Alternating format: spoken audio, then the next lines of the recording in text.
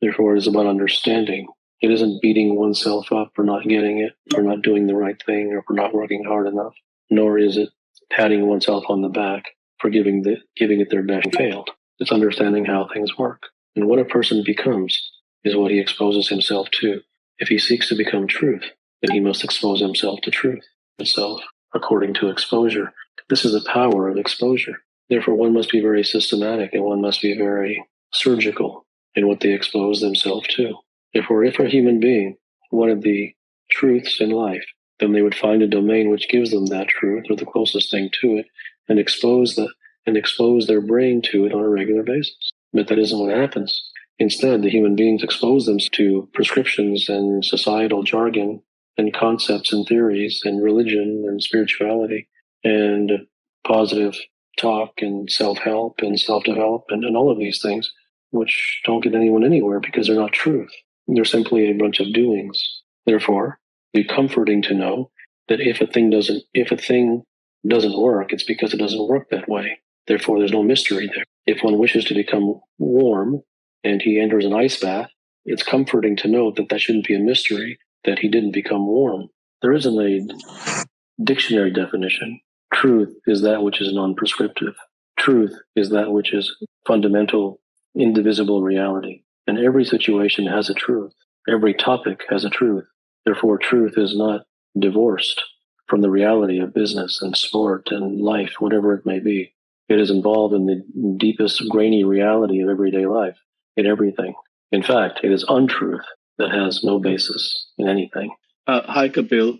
After exposing myself to your work, I have developed a sort of filter within myself where I can see some of the lies that pop up and arise throughout the day. My question is, what is the danger in a lot of the filter is built up with ideas that have come from you. And is there a danger in using that type of filter in it not being organic? Well, if someone attempts to copy me or make my words into rules, then yes, because that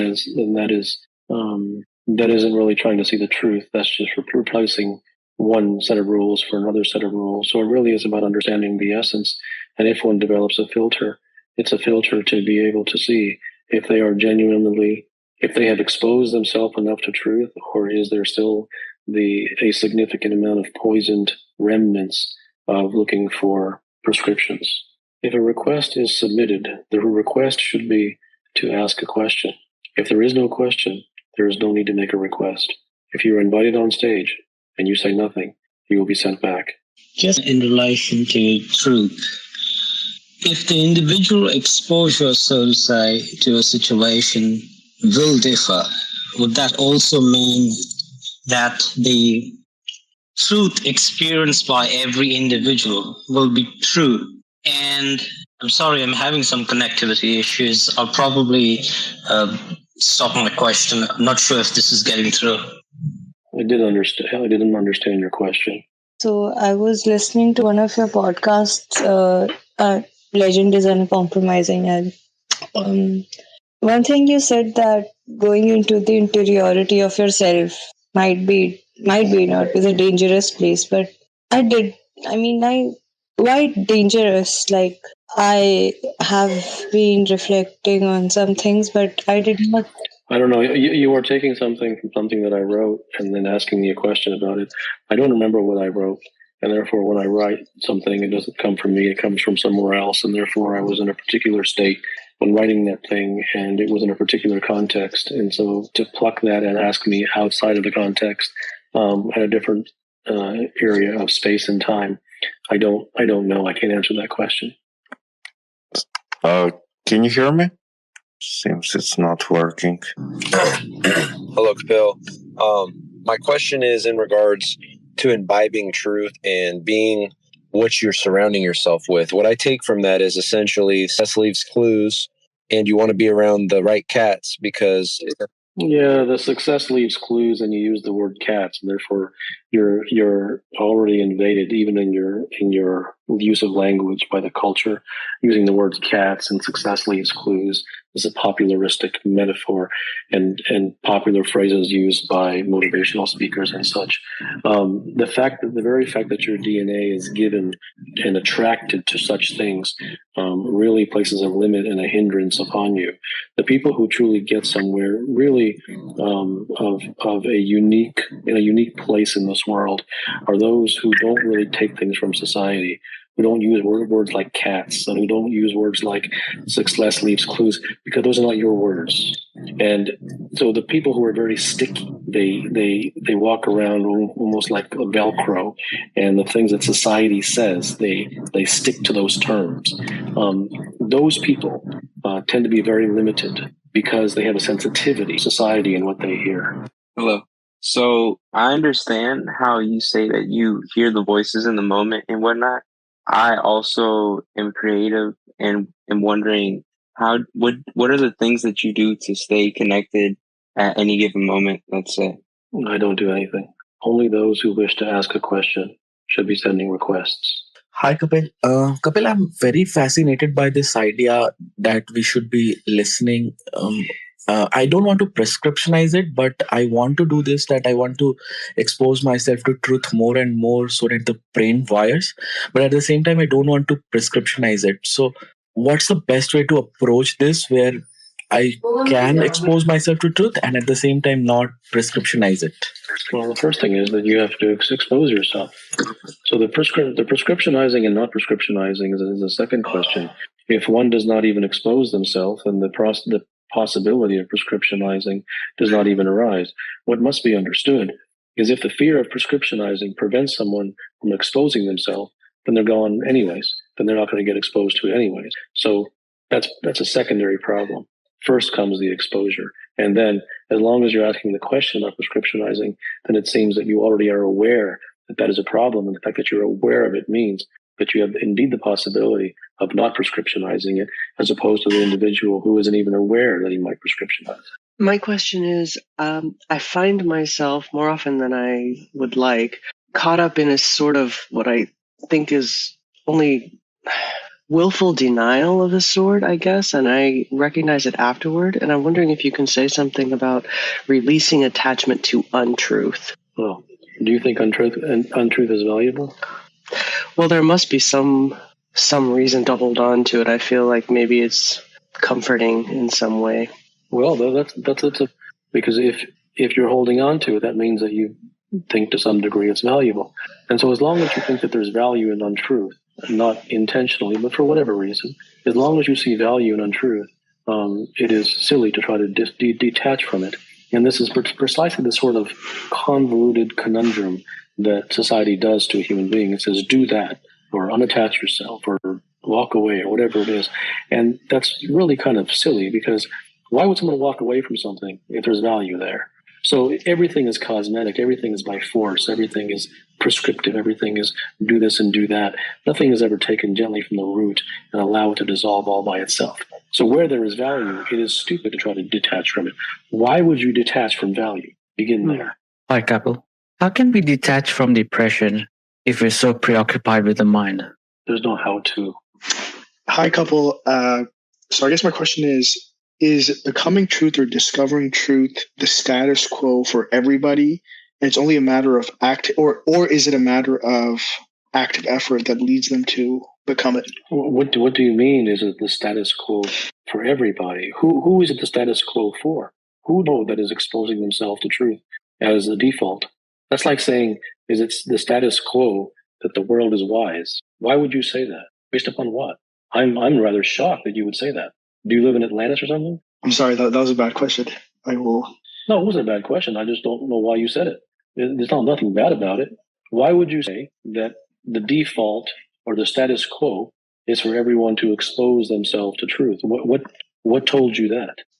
I guess I didn't really mean it as, or at least I meant it as in the direction in which people travel, either intentionally or unintentionally, is towards some form of, or not some form of truth, but to becoming truth. I guess I'm not really understanding conceptual enough to be asking this question, but no, they don't. No one is trying to travel. No one is traveling towards truth. Everyone is traveling towards whatever they've been conditioned and brainwashed to travel toward, which is prescription. So the question should have been, since everyone is defaulted and everyone is conditioned and everyone is brainwashed and everyone has a status quo of traveling towards prescription, ... Yes, that's true. But there's no one virtually who is exposing themselves on a regular basis or even has that intent for truth. I think What do you think about consciousness? And do you think it has got a higher trajectory than the brain? Hi, Kapil. Question I have is, I've noticed in my own life that there is a pressure, mostly coming from society, mostly coming from things that have been spoken to me amongst peers, to persist in a job I don't like. And I know within me, I'm only staying for superficial reasons.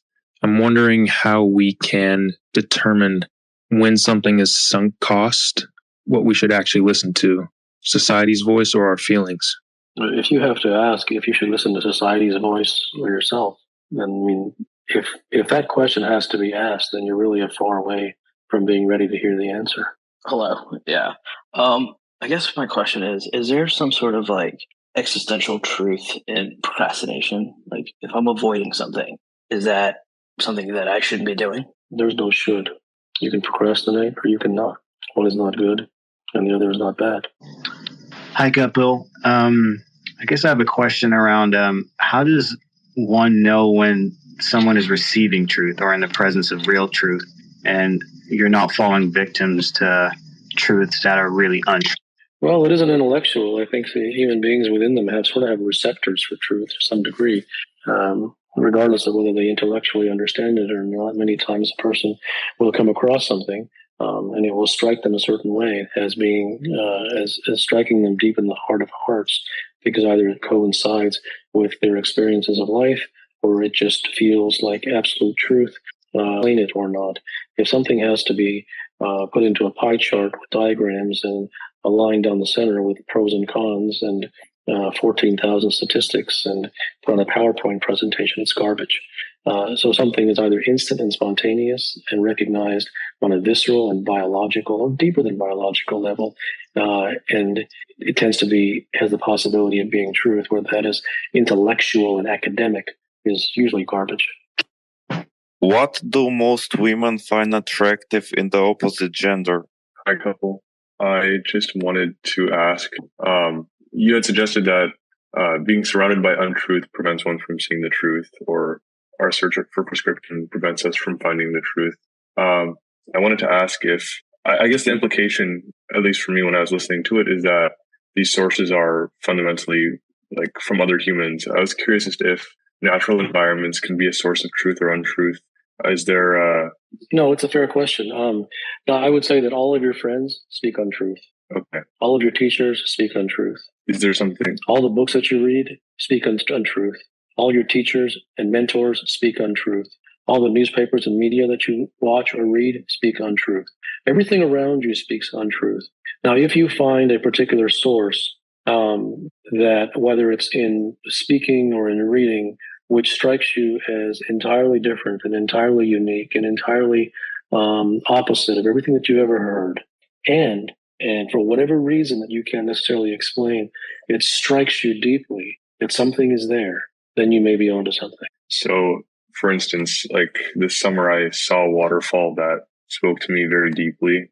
Is there truth in that waterfall, or could there be?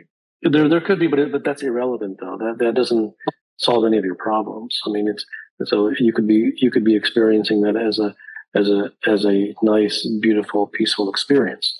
So is there truth there? Sure. There's truth across all of nature.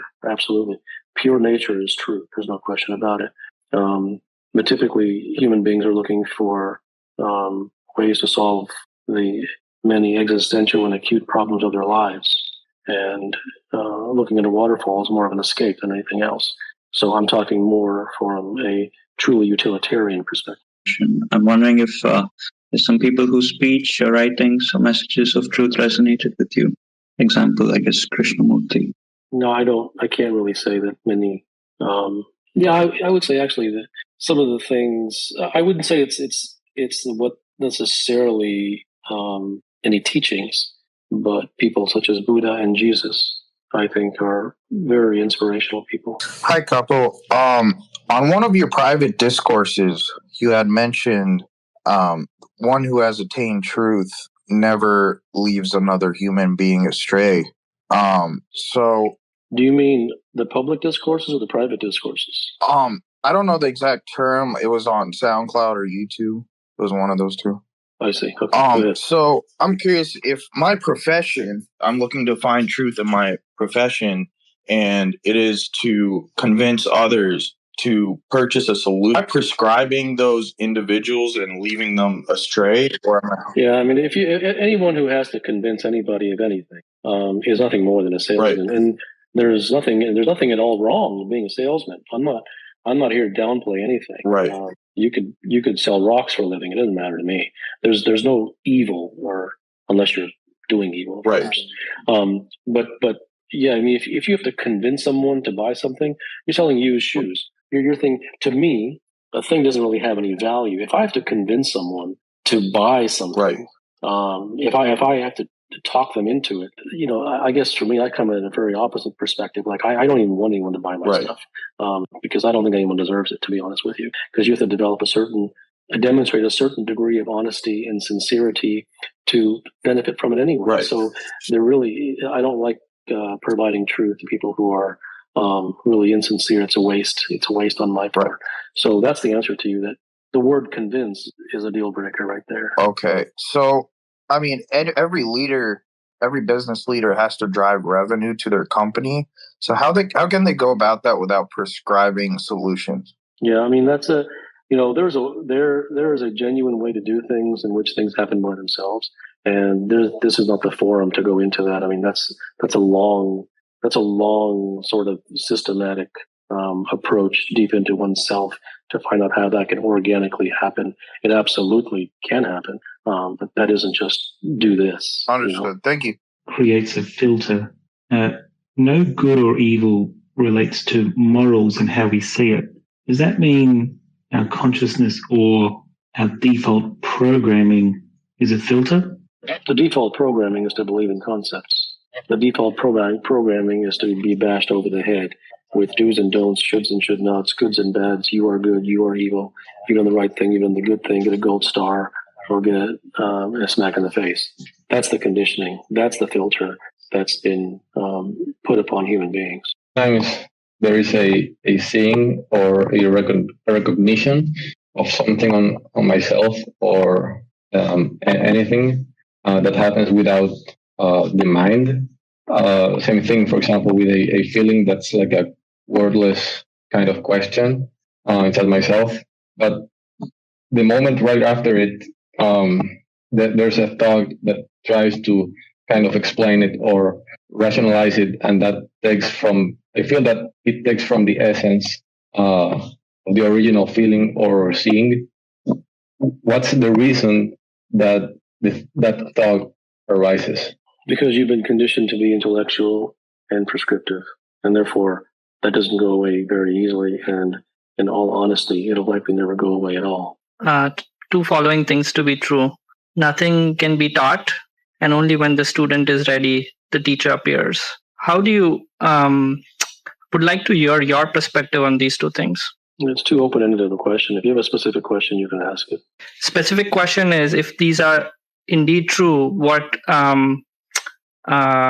causes you to teach? I find your teaching to be true, but if it is indeed true that nothing can be taught. Yeah, I don't. Well, first of all, no. I mean, you brought that. You brought the nothing can be taught part. Okay, I didn't bring it. And number two, I don't try to teach anybody anything. The learning happens by itself. I never give any prescriptions. I never say that you should do this. I never give you any method or technique. I never hope that you listen to what I say. In fact, I go out of my way to do the opposite because I don't listen to anything that I say. So I can hardly be described as a teacher. So I don't try to teach anybody anything. I don't enjoy teaching, to be honest with you. Where there is sincerity, learning will happen. Great. Thanks. How does one become a good custodian to someone who's vulnerable? Say you're a parent of a 5-year-old boy. How can you keep yourself away from offering those prescriptions which might lead him down the wrong path? Well, there's no way that you're going to be able to do that because you're asking for a prescription as to how not to prescribe. Hi, I was wondering, can you think of like, or point at like a specific time or time period where you personally felt like you transformed in your life or you became devoted to the truth? No, these types of questions really are like questions they ask in interviews, and they have no meaning, and usually the answer is a lie. No, there's never really this before and after moment. I mean, it's never that clean. Hi, Kapil. I've been following your work for a few years now. I've probably read all your books. I've watched all your videos on YouTube. I've listened to all your podcasts. This is my question, and I really, really need a genuine answer because it's been on my mind for quite some time. Some of my friends don't communicate the best, whatever the problem may be. I don't know why. Some of my friends communicate a lot better than others. I guess my question is, why do some people communicate better than others and some don't? Is it... You had mentioned that you shouldn't have prescriptions, but to eradicate, for example, the ego, wouldn't you? Okay, I never stop. Well, hang on. If you think that's what I said, then the rest of your question has no validity. Okay. Because the rest of the question will be based upon that false foundation. I never said that you should not follow prescriptions. That's not what I said. I could not care less if you follow prescriptions. I never said that you should not follow prescriptions. You will not find that phrase anywhere in my writings. Okay. It's more about not allowing prescriptions to... I'm not saying that you shouldn't allow prescriptions to do anything. The words are very, very important. Right. That this is not just semantics. If you you have the desire and the longing to look into if prescriptions have helped you or not, then you may. But to take my lead on it, my lead isn't to lead you. I simply say the way things are. But I never say that I should convince you of them or that you should believe me. Don't believe anybody. If you wish to look into it for yourself, you can see for yourself where they have gotten you. And if you find that they've gotten you somewhere, you should never listen to me again. Understood. Thank you. Hey, my name's Alex. I read in your book, Direct Truth, something about you can either have your mind or you can have the moment, but you can't have both. If you could maybe say something about that, that's really been something I've thought about a lot. Thank you. What don't you understand? Can't you be in the moment as well as being aware you're in the moment? Or if you're aware of being in the moment, does that take you out of the moment? Kind of, yeah. Well, I didn't say anything about awareness. Okay. I was comparing the mind to the moment. Okay, thank you. Hey, Kapil, what are the questions that a master asked himself to make the mind his slave? I'm not sure. That sounds very much like you perhaps picked that up from discourse and then are presenting it to me. No, I haven't. I just have been thinking about that. What is a question that a master asks himself for what? To make the mind his slave. That's too. That isn't a natural question. Okay, thank you. Hello, Kapil. My question is about. I'm curious to whether you have if you know for yourself that there's no value or any honor towards society whatsoever. I can see definitely how there's like a pollution side to an individual from society, but for myself, I can't see how that society is not integral to an individual as well. That's my question. Well, that isn't a question. That's your belief and your opinion. That's fine. Well, I guess. Why are humans obsessed with creating prescriptions? What is the value humans gain from giving prescriptions to other humans? The human being is mired in cosmetics. The human being is a cardboard cutout. He's a plastic creature. He's really a semi-human. Therefore, he will look for the cosmetics in everything. He will look for the superficial in everything. He is not real. He is not deep.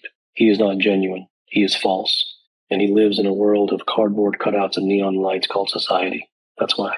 The DNA that you usually refer to, the DNA that is needed to be serious, is that DNA present by birth, just like some ability like sprinting?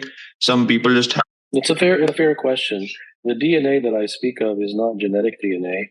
The But the DNA that I speak of is more a sensibility DNA. The almost how the individual is wired, what his nature is, not what his biology is.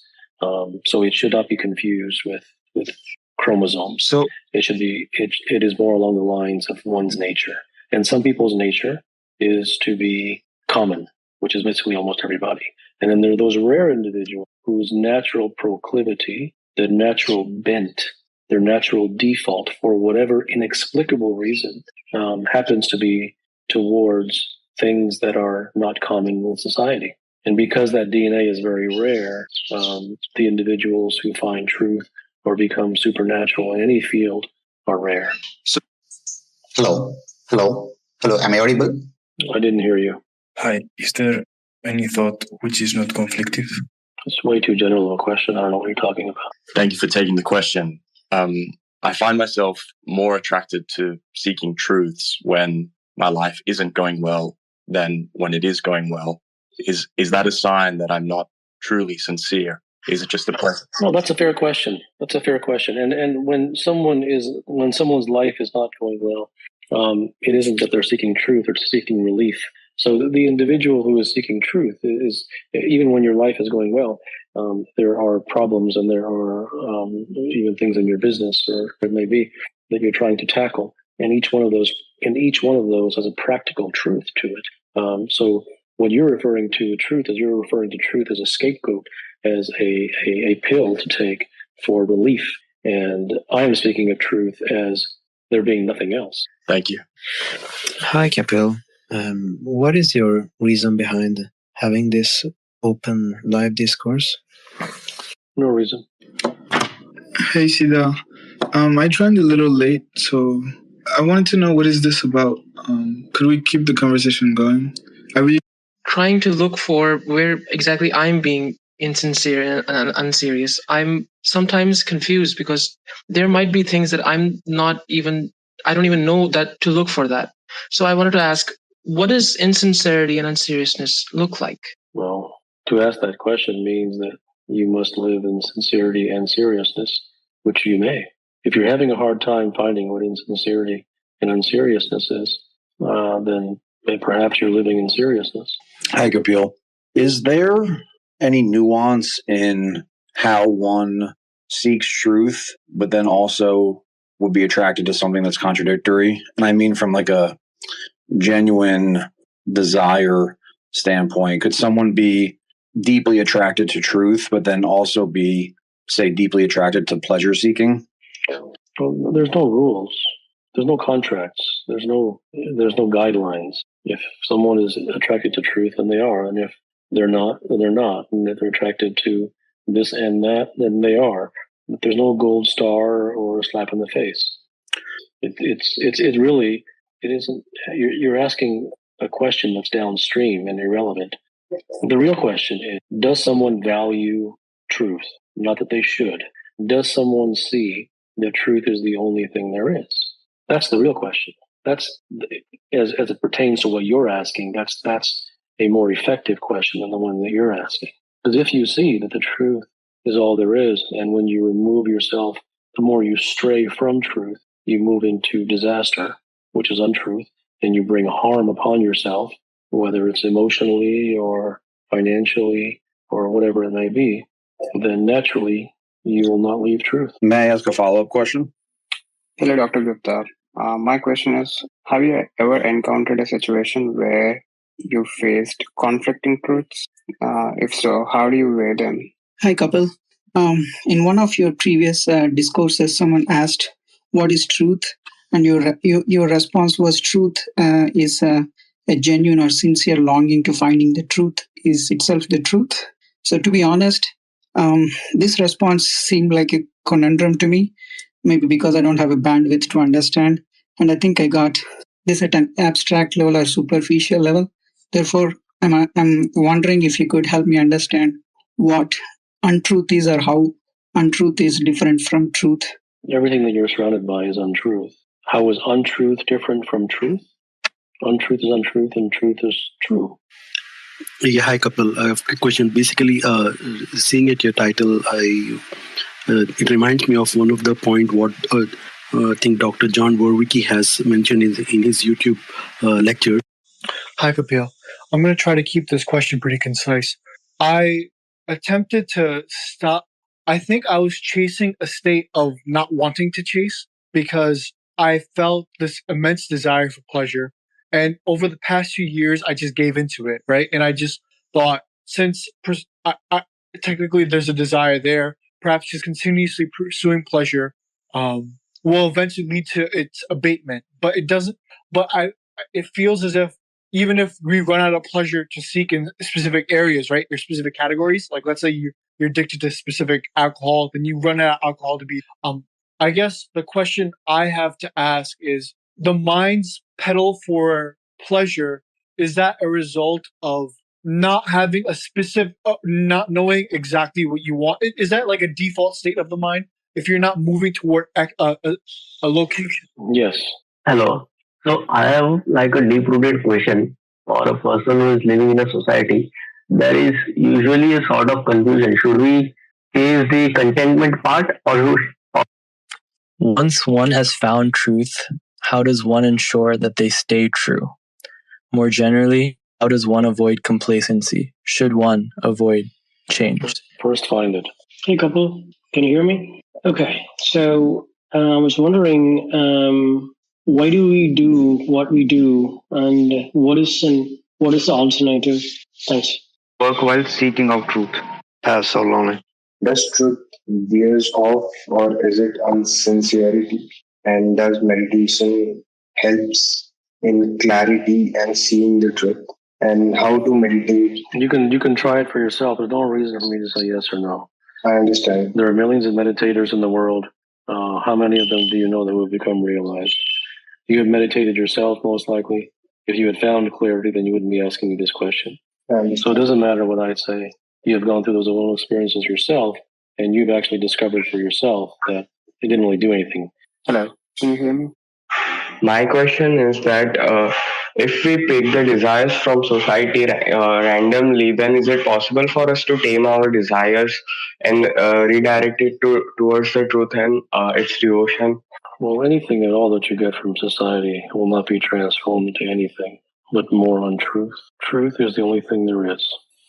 A person who moves towards truth, moves towards glory, moves towards peace, moves towards freedom, moves towards success, moves towards all that they've ever truly wanted in their life. And truth comes from exposure to truth.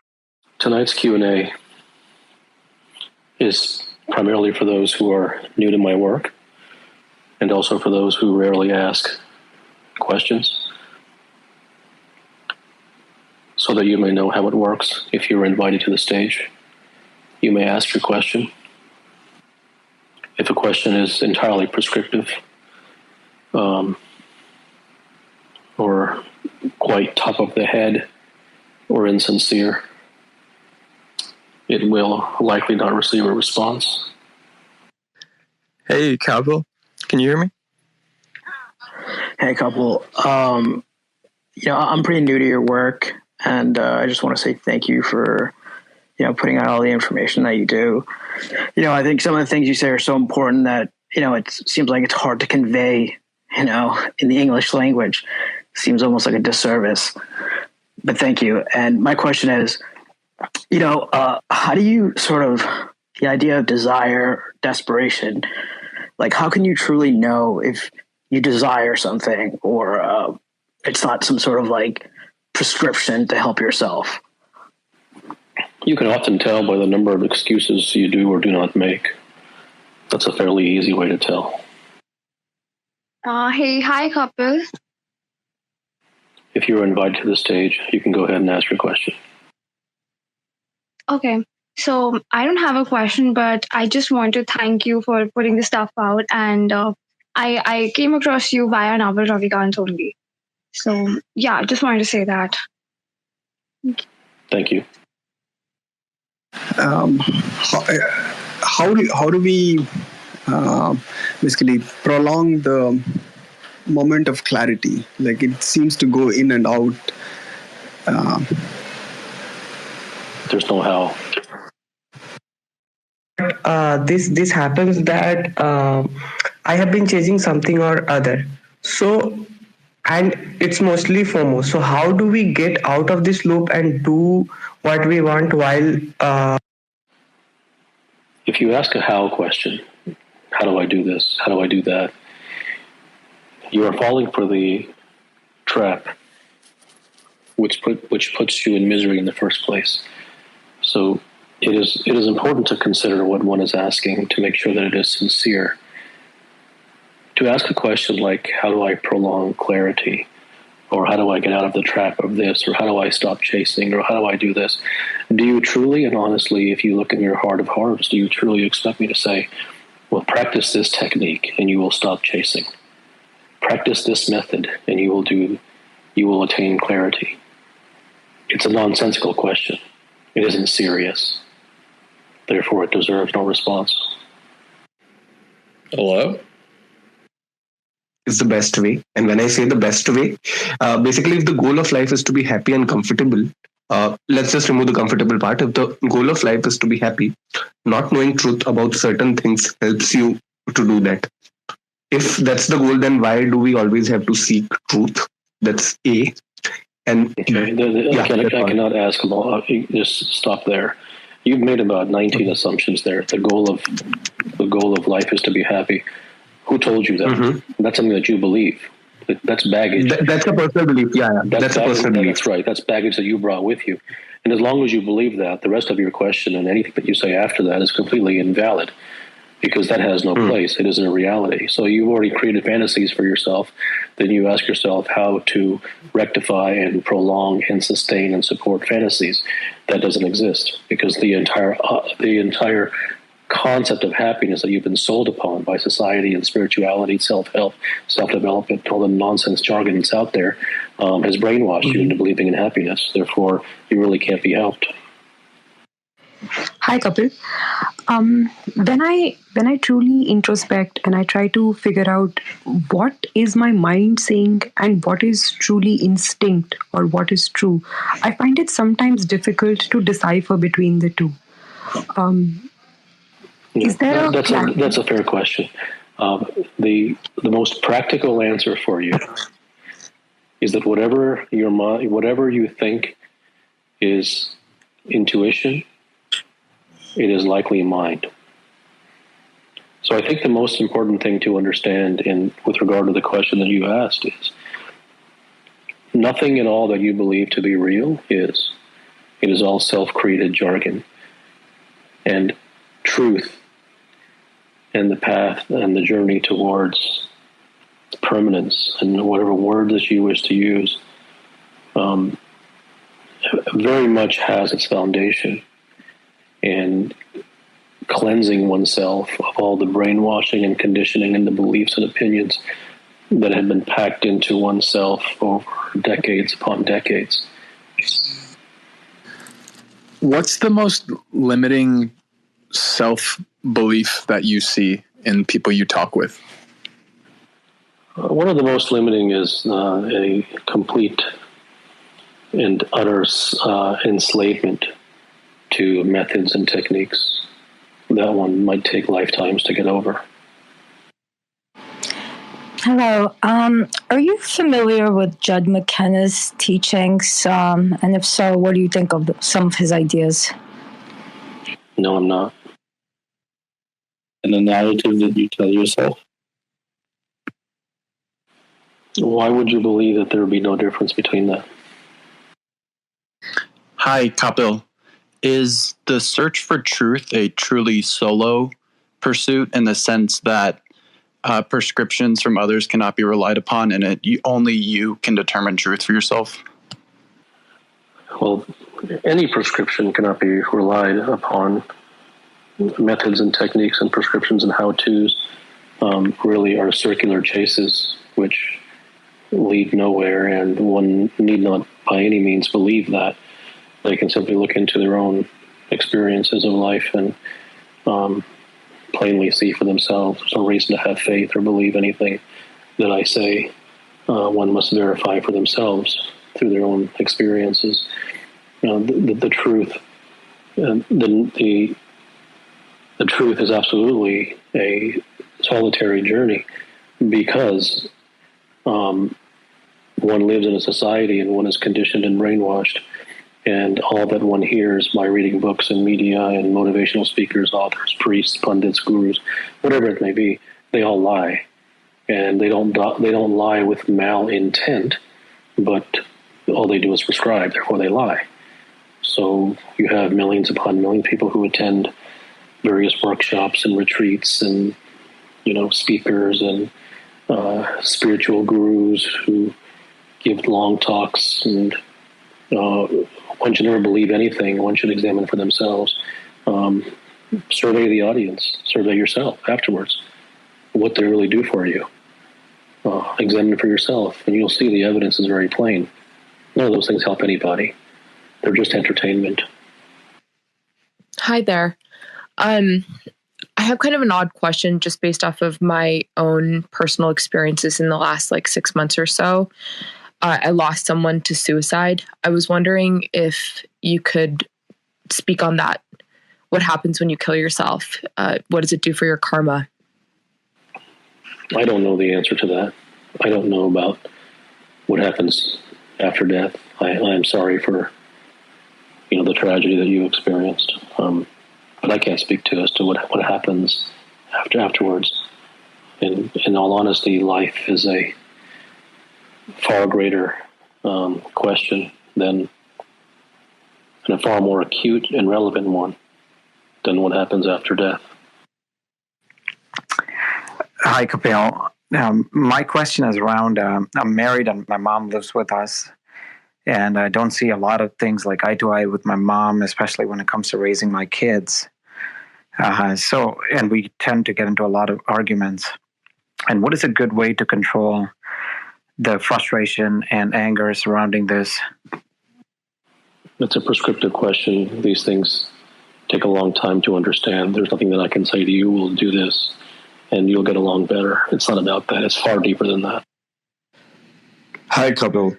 Are you familiar with the method of self-inquiry described by Nisargadatta Maharaj and Ramana Maharshi, and do you have any opinion on it?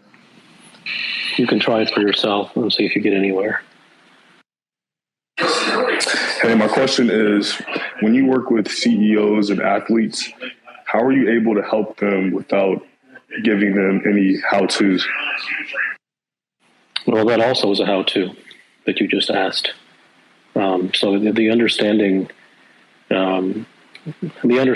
of the inefficiency and circular and dead end nature of how-tos has not found you, and therefore anything that I say will see. So it's a journey you'll have to go on by yourself to look through the validity of prescriptions and how-tos and examine the outcomes that you've experienced based upon following such things in non-mechanical areas. Hi, Kapil. What does your mental image of final truth looks like? Hi, Kapil. I want to know if there is any truth in the statement that the difference between chases and devotion is that when you are in a chase, you seem to be operating from a place of fear. And when you're in a place of maybe not devotion, but in a place of true commitment and seeking the truth about something, you operate from a sense of certainty. Is that true? Or I don't know. Words are words. I mean, you can apply words to anything and say, is that true? Everything depends upon one's interpretation of things. So what does certainty mean? What is, you cannot pigeonhole things into words. It really is about understanding the essence of something, and then if one understands the essence of it, then whatever words that one wishes to apply to it, they may, because that makes sense to them. So words are they're very personal, and they're so. But I see. But if you feel like if there is anxiety while you're doing something or you're trying to achieve something, does that kind of mean that it's a chase? There's anxiety when people are praying to God. There's always anxiety. Yeah. So then there's nothing in your life that isn't to varying degrees anxiety. So it isn't about finding something and putting a pin in it and saying, aha, that's this. It really is about understanding. And if you really look into it, you don't really need a waving flag. You'll be able to tell if something is a chase or when it's genuine, if you're sincere. In the realm of sports and business, because there are metrics like victories and so on that separate them by miles. I'm a bit struggling in terms of understanding exactly what an only looks like in the craft of singing, because I'm in that craft and I'd like to have a better understanding of an only. Well, if someone is an only, then that means that they can do what nobody else can do. And so whatever that is, whatever that looks like for a particular individual, only they can answer that. And obviously those who are enamored by the unique talent that they bring. But what we see in society across all disciplines is copycats. So everyone is basically trying to do the same thing, only better or cheaper. And so that doesn't, and they can do that if they wish, but that doesn't mean that one isn't only. So what the precise specificity of the only, the manifestation and the characterization of that in a particular domain for a particular person is something that really they can answer, or their audience can answer. May I ask?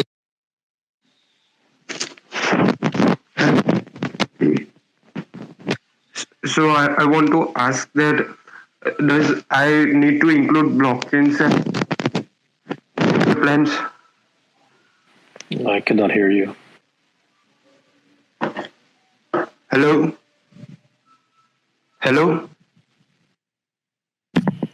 Hey, sorry, it took me a second.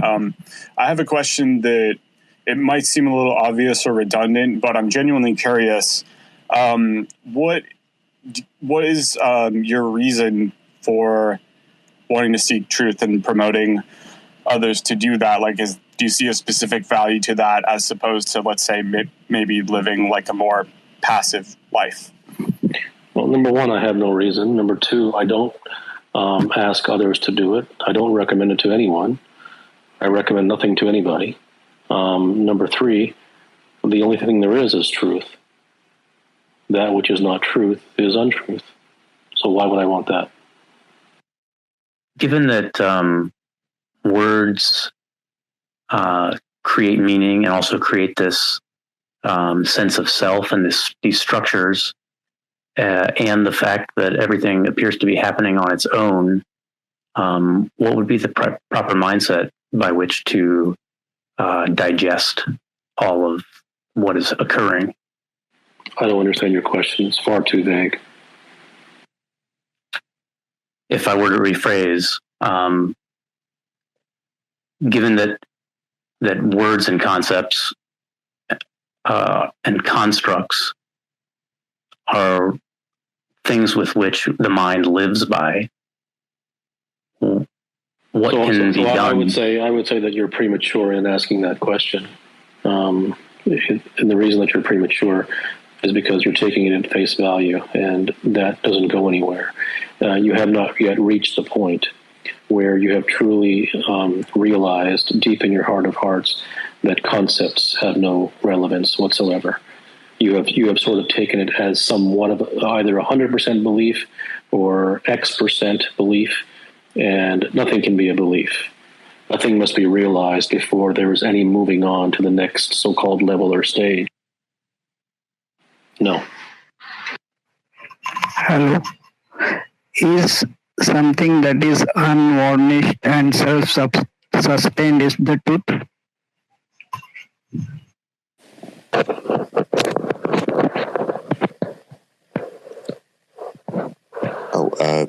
Hi. Thank you so much for taking my question. I always find that I'm always trying to change my mood from one moment to another, and I was wondering if truth could impact one's mood, if it's beyond just the mind, I guess, and it goes to the body in that way. Well, it doesn't matter if I say yes or no to you, because you're sort of like asking. You're like asking if you can use an airplane to employ as a taxi around town. I mean, who cares? I mean, that's it. Mind the it is so beyond mood that why would you waste truth upon mood? So I could say yes to you. So what? Are you going to chase truth because of that? I mean, that isn't a powerful enough motive. You won't get past the first three steps. Hi, Kapil.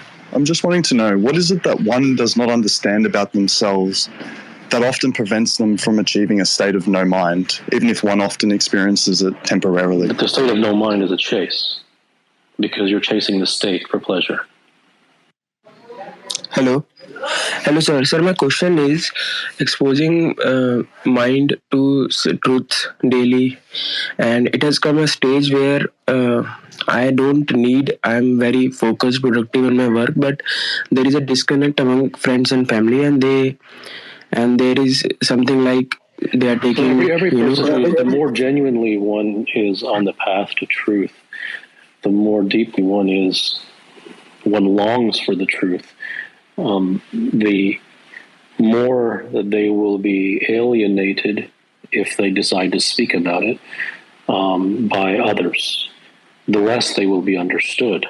So if one seeks the path of truth and they wish to talk about it with everyone and hope that others will understand, if they are truly genuine about the truth, then they are in for a grave disappointment. It is a solitary journey, and speaking about it with others will often bring more disappointment than encouragement. Everyone has their own version of truth. Who gets to decide what truth is? No, that is incorrect. People have their own version of opinion and belief. They don't have their own version of truth. Hi. Is one's natural state to long for the truth? That's a fair question. It's difficult to talk about one's natural state or to connect with that, given the years and years of conditioning and brainwashing by society and New Age and self-help and spirituality and the entire world. So one is so far removed from one's natural state that if in one's natural state, one would likely be defaulted towards truth because the exposure to the brainwashing and the conditioning would not have been there. So it's a fair question. You talk a lot about seeking truth individually. How do you think about leading a team? There's no team truth. It doesn't exist. Okay. So if you're looking to, say, perform, be a top performer as a CEO or a leader, does that encompass bringing a team to seeing truth, or no? Like I just told you, there's no team truth. Everything begins and ends with the individual, and the individual would have to go on a serious, genuine, deep, systematic journey in order to discover the truth within themselves, and therefore, in doing so, the more and more that would emanate from them would be the truth. And therefore, their very eyes would change, and how they would process things would change. And in their own unintended, non-prescriptive, non-methodological transformation, that makes a ripple effect upon everything around them. Could you define truth or give context for those who joined more recently into this space? Truth is the genuine longing for truth. Thank you. Like, probably everyone is if someone is seeking the truth with an agenda, like I am, because all the things I tried have not worked, and I have no choice but to at least be in touch with it. And I don't know if seek is the right word. So if I am, you know, like reading your work or doing anything with an agenda to arrive somewhere, so where is purity in it? Like, is this even pure? No, that's a fair question. I think purity is in the place in which, or it can begin when one recognizes that whatever they truly wish to attain in their life that is of any permanence, that is of any consistency, that has any lasting value, cannot be found in methods, techniques, how-tos, and prescriptions. It cannot be found in the jargon of spirituality, self-help, self-development, gurus, motivational speakers, the media, books, magazines. I think purity begins there. Is in the absolute realization, without any form of belief or opinion or faith at all, but to recognize it and realize it for oneself, that nothing that they are seeking of any permanent value that doesn't last for more than a blip on a screen simply cannot be found in the world. It cannot be found in society. It cannot be found in the jargon, in the prescriptions, and all of those things. And if one genuinely and deeply realizes that, they will never be the same again. When I'm experiencing truth, and which leads to other truths, why do I fear, or why do I have a sense of fear of what might come? A sense of fear because you're in uncharted territory if you actually experience truth. Can a man what they want to be, or is it already chosen for them? If a man truly wants to be something and they relegate it to some other force that they feel decided for them, then they never really wanted to be it. Is the truth a prerequisite in order to love another human? I think humans should drop the idea of love. That it's a vague four-letter word that really is only intellectual and related to infatuation and attachment. Hi, I think you're retarded and your brand is fake as fuck. Thank you. Do you think a person who is really seeking the truth cares about performance? I don't think that's a real question. I think you've already made up your mind and you're asking for validation. Hello. Thank you for taking my question. I was listening to one of the answers where you said that there should be a systematic inquiry, but there shouldn't be any methods. Like these two statements were not together, but I kind of thought that systematic inquiry and following a method aren't they very close to each other. Thank you. So what's your question? So my question is that systematic inquiry and methods, aren't they like the same thing? And what we were discussing was that you're saying that you should do a systematic inquiry or like, okay, no, first of all, but I don't not follow any methods or any how-tos. I don't recommend that someone does a systematic inquiry. It is more of a systematic exposure. So it is a journey in order to learn and understand. It is not a didactic journey. The moment that one applies a method to anything or a technique to anything, they will move in circles. They will not get anywhere. They will simply be trying to perfect the method, and they will never actually get to the thing. So they'll become an expert at the method, but they'll never actually get to the thing for which the method was ostensibly created. So it really is about one of the most fundamental things, one of the most fundamental truths that a human being can learn in their life is to realize the inefficacy and the anemic and circular and really empty the emptiness behind methods.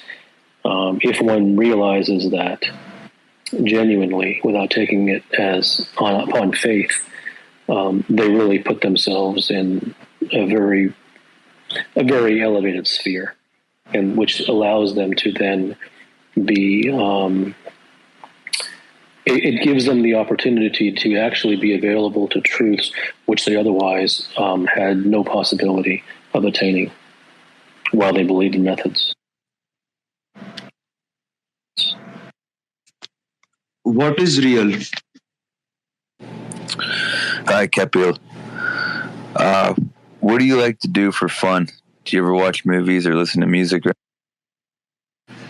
There is no team, and a true leader doesn't care about what others think. So can a true leader maintain control of an organization, preventing betrayal and without getting any respect? Seemed like a conflicting idea, so I wanted to clear that. The question is invalid, and if one was on the path to truth, the question that you just asked would change, because a lot of what you just asked would be irrelevant if one was genuinely. There's no what it would take. You can't rephrase the question; it's already out of the bag. Like I said, the questions would change. It wouldn't matter. The things that you mentioned wouldn't matter. It doesn't matter what the question would be because you're not there. So I could tell you the question should be this. There's no relevance to you. It's just, like I said, it's Japanese. But that's what would happen. Okay. Versus, let's say, doing good for others or the world. So is the journey of truth a kind of a selfish journey? You're not ready for the truth. You're not ready for the answer because you believe in words like selfish. That commodity it's too great and too voluminous inside of you for you to hear the truth. My question is, where does the allure and pull to methods and prescriptions stem from? Well, it's all you've ever known. It's all every human being has ever known since the day they came into this world. That's all there is. And swimming in the same swimming pool, so to speak, for their entire life. So, in all honesty, what else could come but that which you have been swimming in? In this society, in this world, in all facets and domains and cultures and subcultures, in all disciplines, in all fields and professions, there's only one thing available, and that is prescriptions. There's no prescription-free entity anywhere, not from the highest level of sport to the lowest level of sport, not in the highest level of business to the lowest level of business, not to the highest level of spirituality to the lowest level of spirituality. It simply doesn't exist. The only thing available in society, the only thing available is didactics and methods and techniques and how-tos. And in fact, it is so much that way that if you were to go to a practitioner or an expert or a professional of any kind and say there is no how, he would look at you dumbfounded. Hi, Kapil. How was your journey like when you started seeking the truth? It doesn't matter. Hi, Kapil. In the search for truth, can words be a tool? I understand that words can be a distraction, or language can be a distraction. And so can language be a tool at all in the search for truth? And I guess to go on to that and connect it with your earlier point on society, is the reason why everything in society is full of prescriptions because we all have language? Is that what connects us all since our birth? No, that isn't the reason. The reason is that humans are cosmetic and superficial creatures. This is how they are. And in any field that you look, in any discipline, in any profession, you will see there's one or two who are the truly elite, and there's everybody else. And that's just human. That's how humans are. And that isn't because they're the most talented. And far from it. It's usually because those people have the DNA to actually learn the truth about that profession, and the rest simply don't. Those who genuinely are devoted to something are extraordinarily rare. That's the reason. Hey Kapil. So the path to truth is extremely hard, and there are a lot of sacrifices between the society, the way society wants you to be, versus what you need to be. How to manage that? Hi, Kapil. This question's about something that you kind of touched on earlier about fear and anxiety. I guess what I'm trying to ask is, are people that you work with normally afraid to arrive? Like when you look at a mountain, you obviously feel intimidated. Is that normal? It doesn't matter what normal is. Why would anybody want to be normal? It has no relevance. The world is just a bunch of plastic sheep. Why would anyone want to be that? Yeah, I guess what I'm trying to... Hey, so you mentioned to me that the natural state was to long for the truth. And then I guess once you come out, you're just kind of hit with all these, you willingly take on prescriptions and you're kind of programmed a certain way. So from there is the productive, would you say a productive thing to do is just to kind of find No, there is no productive thing to do. There's nothing to do. You're jumping 19 steps ahead. If it's within you to seek truth, then you will. If it's not, you won't. The rest is all chit-chat and window shopping. Hello? You know what you seek is the truth, not something that looks like it. Hi, Kapil. My question is regarding the nature of truth. I remember in a middle school when I was trying to solve some geometry problems, I could come up with some truth by visualizing it. So this is one level of truth. And then there is another level of truth which Buddha had when he had this enlightenment experience. So obviously these two are not the same level of truth. Perhaps what I want to know is that can we say that there are different levels of truth, and perhaps there is the ultimate truth or the Param Satya that we say? Yeah, there are different levels of truth, but what you described aren't levels. What you described is essentially just different topics. Now, as for the level of truth that exists, the really relevant thing is the level of truth that one genuinely and deeply wishes to attain. That is the rate limiting step as to what level of truth they are truly and genuinely candidates for. Hi.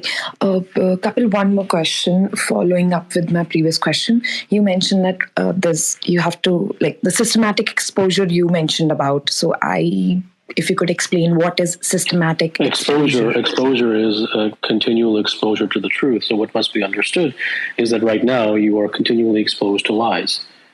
Not just you, but everybody. Everybody is, when they open the internet, or when they watch TV, or they listen to media, or they read a book, or they listen to spirituality, they're just listening to lies. Therefore, if you are continually exposed to loudspeakers in your ears that tell half-truths or lies, then that is what will be inside of your head. Therefore, if one wishes to truly get somewhere, it isn't through following the lies, and it isn't through following prescriptions, because all the prescriptions are based upon lies themselves. It is about a systematic exposure. It is an exposing of the brain, an exposing of the mind, it is an exposing of the eyes and the ears to truth.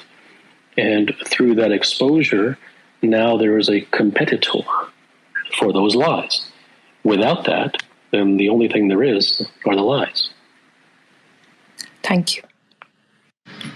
Yeah, how's it going? Have you seen Squid Game? Hello? Am I audible? Is there any truth in mindfulness and meditation, or are these just more prescriptions? No, they're more empty prescriptions. But there's no reason to take my word for it. You can examine for yourself and see for yourself, find your own evidence, so that you can realize it, as opposed to believing me or having any faith in anything that I'm trying to tell you. I'm not detracting you from it or promoting it. But no, mindfulness and meditation are really just chases.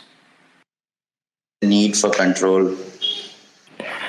What is truth? Understand your journey or your truth doesn't matter to us, but is there some prescription which you get or assign to your journey? So I want to ask, I want to know, there might be some principles for the journey that makes the journey to seek the truth. You're asking me for a prescription? No, I am not asking for your prescription. As you said that your journey is not relevant to us. So I want to know, is there some principles behind a journey that makes the journey the journey? No, you're just substituting. You are just substituting the word principle for prescriptions in order to camouflage that you're asking for prescriptions. Hi, Kapil. My question is, why do addictions arrive? Pleasure. Said that in I think in Clubhouse that everything that is poison a scientist represents, and I completely understand that in today's context. But my question is that a pure, naturally non-conformist intellectual like Einstein, was he not a man of truth? I don't know. I never met him. What is the truth about performance? Articles and the blogs for a while now, and I want to be part of your paid discourses, but somehow being in India, I find I can't afford those private discourses. So is there... Hi Kapil, what are your thoughts on Vipassana meditation? Is there any truth to that or just another prescription? These are all just methods. They're just prescriptions. I mean, once again, but I don't like to say that because I don't want you to believe me. Just go to the millions who have done Vipassana, including maybe yourself. Take a survey. Just look at the evidence.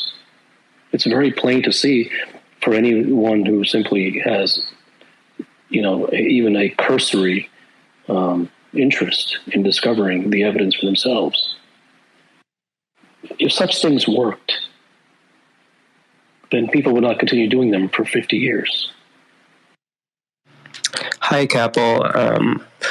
I've been listening to your podcast for a couple months now, and I'm still kind of confused on the idea of prescriptions. I'm just curious if you can try to elaborate a little bit more on that. I think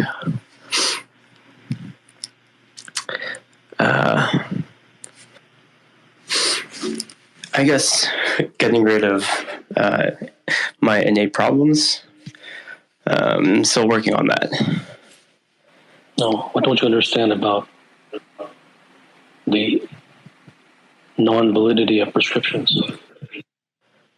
That's a good question. I actually don't know. It's very.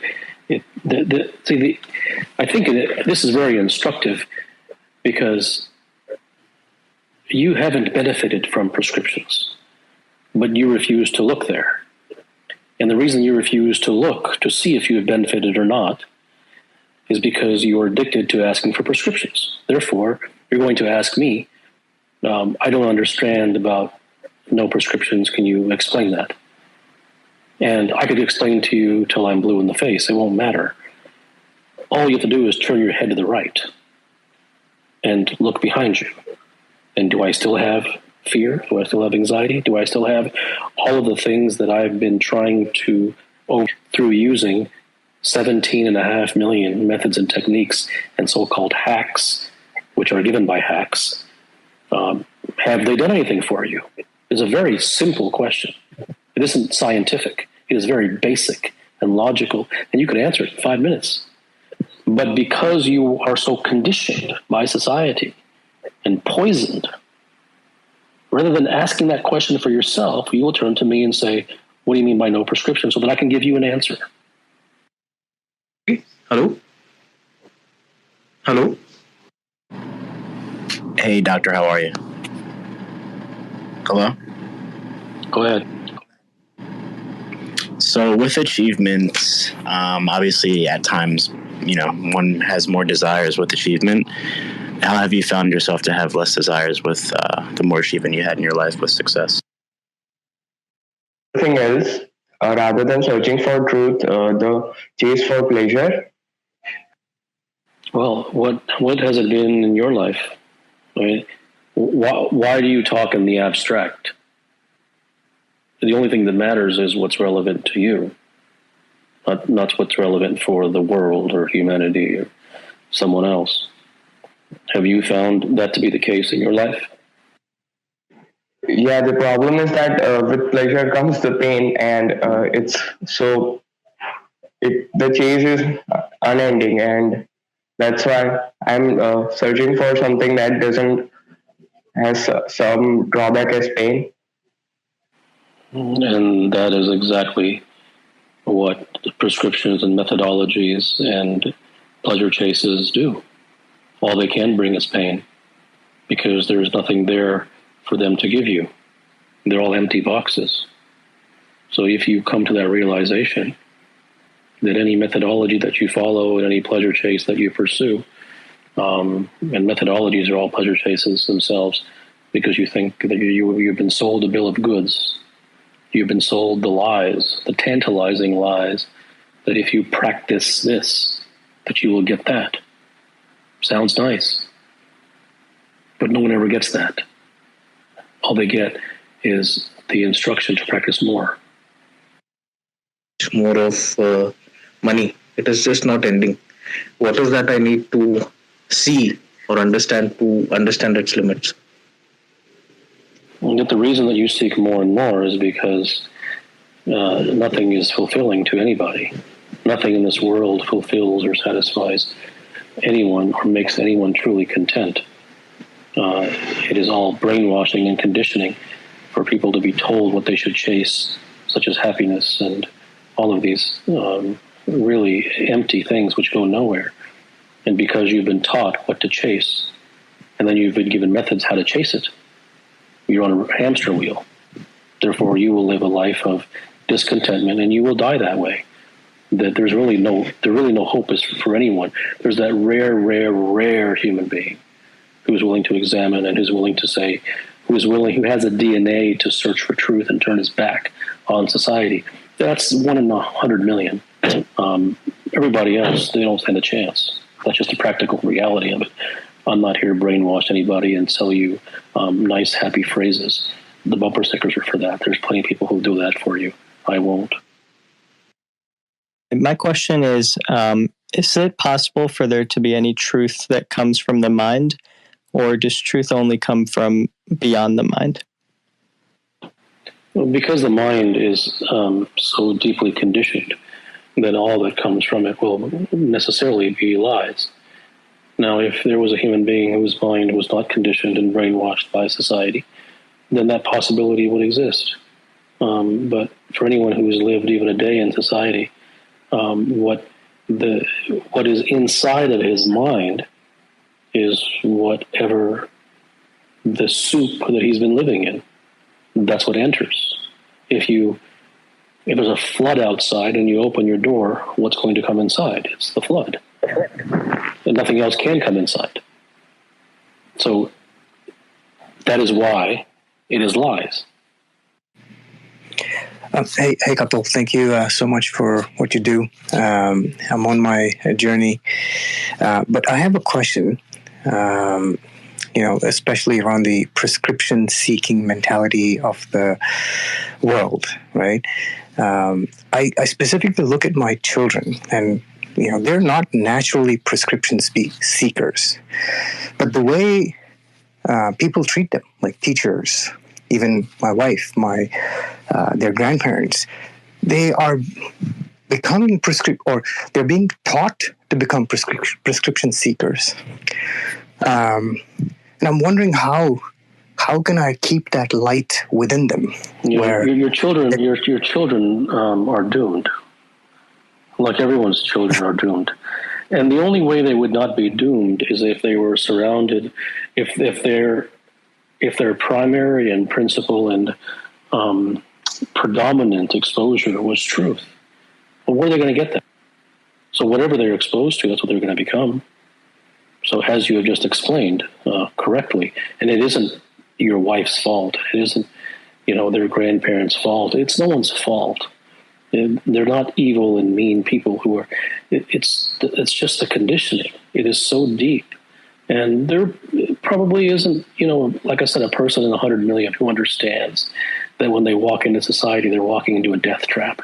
No one understands that. They would consider that phrase to be hyperbole and dramatic. And because they would consider it hyperbole and dramatic, that would be plain evidence for the fact they simply don't get it. And these things are not taught to human beings. So it would be unreasonable to expect human beings to understand this. This is complete, utter German, French, and Japanese wrapped into one with a Spanish accent.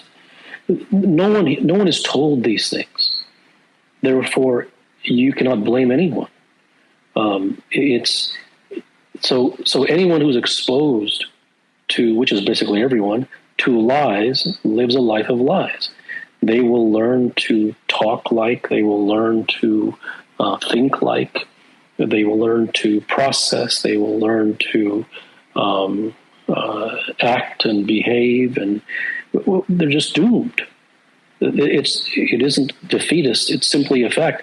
And the only way to get around that fact is simply ask yourself the question, how can they not be doomed? If they were born to someone or one person who had discovered truth, even an X percentage of truth for themselves, then the child would have a possibility. But everyone is doomed. Hi, Kapil. This is Naveen. My question is, regardless of what is truth or what our beliefs are, we live in a society to tell stories to get things done. Should we maintain this dual personality? The rest of your question has no validity. It really doesn't. Because you have already resigned yourself to the fact, or to your belief system, not to a fact, that we so-called live in a society in which we must tell stories and things must get done. Because that isn't wrong or right, that isn't good or bad, but because that's where you are, then the rest of your question has no meaning. Because you're beginning from a place in which you've already decided that that's what you believe society is, and therefore every road in your head is blocked from the truth. The truth is a genuine longing for truth. Does God exist?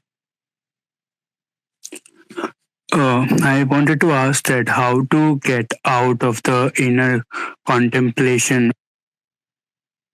Avoid engaging society in some form or fashion.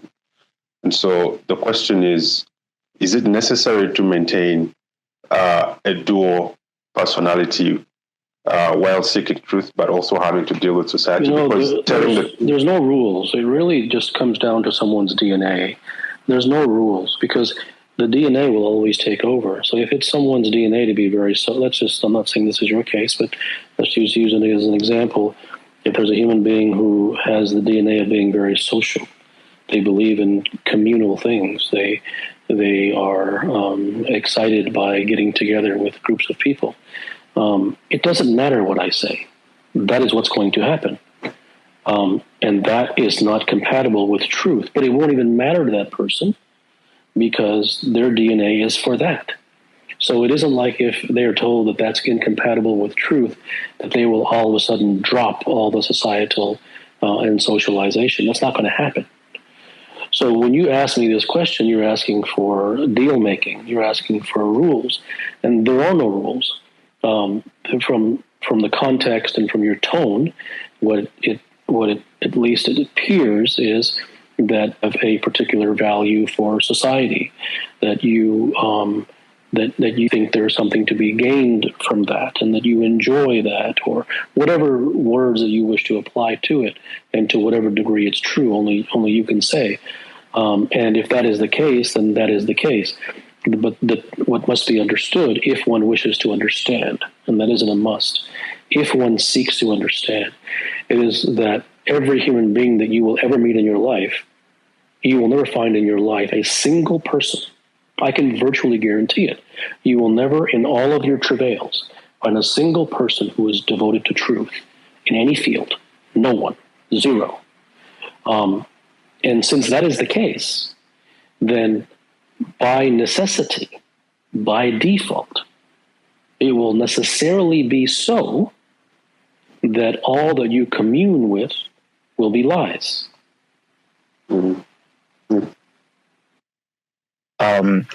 You harp on seeking truth. No, I do not harp on seeking truth. That is a lie. I do not harp on seeking truth. Harp on seeking truth would mean that I am harping on others to seek truth, that I recommend it. You have no idea what I do. What is truth? For example, there is a public truth and something that is private, like personal to me. And if there is so much subjectivity about truth, then what is it that brings us all together in this platform today, seeking for one definition of truth? Yeah, I don't know what brings people together here. That you would have to ask each one, what their own personal motivation is and what drew them here. But there's no such thing as a personal truth. I will say that every situation has a truth. But what is often conflated with so-called personal truth, or John's truth versus Sally's truth, is that they equate belief and opinion and interpretation with truth, and belief and opinion are the enemy of truth. So, but every situation, every circumstance has a truth. And the truth is the only thing that is relevant, because everything else is untruth. And yes, every single circumstance is a truth, and there are also universal truths, which are fundamental to all human beings. So when you are saying it's interpretation, I would say that that's not really the case. It is the interpretation part, I think, is perhaps you misconstruing belief and opinion for your personal truth. Hi, sir. So your handle name is Siddha Performance. So I was just curious to understand what would that mean? Siddha in the sense, the Siddhi that we call in Hindi, or what would be the idea of having that name as a handle? Hi, does the real purpose depends on the DNA? Truth. So, is there a possibility that the mind can, at some point of time, venture out to seeking truth? You think X. You think whatever you want to think. That has nothing to do with me. You cannot make a proclamation and then ask a question based upon your own proclamation. You are free to have your own beliefs. But whatever you ask after stating your firm belief has no relevance. Hi, I was wondering, what is the truth behind mental illness? Well, everybody is mentally ill. Mind itself is mental illness. Psychotherapists are not the curers of disease. They are simply the categorizer of disease. They just gather a bunch of symptoms together and call it X versus Y versus Z. so that they have some language to communicate with each other. Prescribing psychotropics and anti-anxiety medications and all of these things. You could basically state that that's just as much mental illness as the so-called mental illness itself. There is nothing is being done for mental illness in this world, because human beings, especially the scientists and the doctors, have no earthly idea. They wouldn't even be in the same universe of knowing what the mind really is. And if they don't know what the mind is, how can they possibly treat mental illness? All they can do is throw a bunch of drugs at it. Do you believe that schizophrenia exists? I don't believe anything. The mind creates many illnesses, and even the ones that are not diagnosed, which is the majority of human beings. Every human being lives varying degrees of mental illness. To everything. I didn't hear the question. Sir, right understanding of something is a solution to everything. Well, you will very easily get caught up in the idea of right. You'll never get past right. You know what right means? You've been chasing right your whole life. Right is a moving goalpost. Pretty ill. Then what are the possible solutions? What solution can there be if no one understands the mind? You're a logical person. Is that correct? Yes. Okay. So what solution, how can a solution even be born? How can one even talk about the possibility of a solution about mental illness if the mind is not being taught and the mind is not being learned? That's correct. I mean, so the first step, I guess, is to learn what the mind is all about. Yes, and where are you going to learn that? Nowhere. Where are you going to learn that? In school? You're going to talk to a psychiatrist? You're going to read a book? This is the plight that no one understands. So let's say even if you come to the conclusion that one is a very basic level, that if one is going to treat, if one is going to do anything with mental illness, that they must understand the mind first. No one understands. There's no way that you can learn about that. There's no traditional avenues that you can learn about that. Who are you going to ask? If you ask the spiritualist, he will tell you to go meditate and do mindfulness. If you ask a psychotherapist, he will ask you about your childhood and prescribe you a bunch of medications. If you go to the books, they will tell you to think happy thoughts and to improve your behavior and be kind and compassionate and practice loving kindness. Where are you going to go? Where are you going to go in this world that doesn't give you nonsense? This is a real plight. This is the mass mental illness that no one sees. And there's no productivity either. The mental illness. No, it's just a word that really doesn't have much meaning. It's abstract. No one really knows what that word means. And like many words, it's simply tossed around. Siddha, it's in a bird's DNA to build a nest. It just does it. There's no teaching. There's no learning. When you speak about the DNA for truth, is this the DNA that you're speaking about? No, because you described a survival tactic in the setting of a bird. A human being is also practices survival tactics like drinking water, which don't need to be taught. The DNA for truth is along the lines of the DNA for rare things.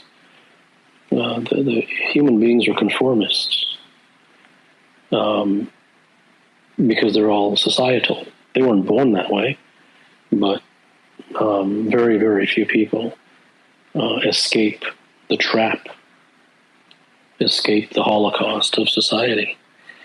And as a result, since almost no one escapes, there is a rare DNA of individual whose very blood, so to speak, it is to move against everything, to have some sort of innate inkling or perspective or suspicion that all that everyone is saying cannot be true. And that isn't a taught thing.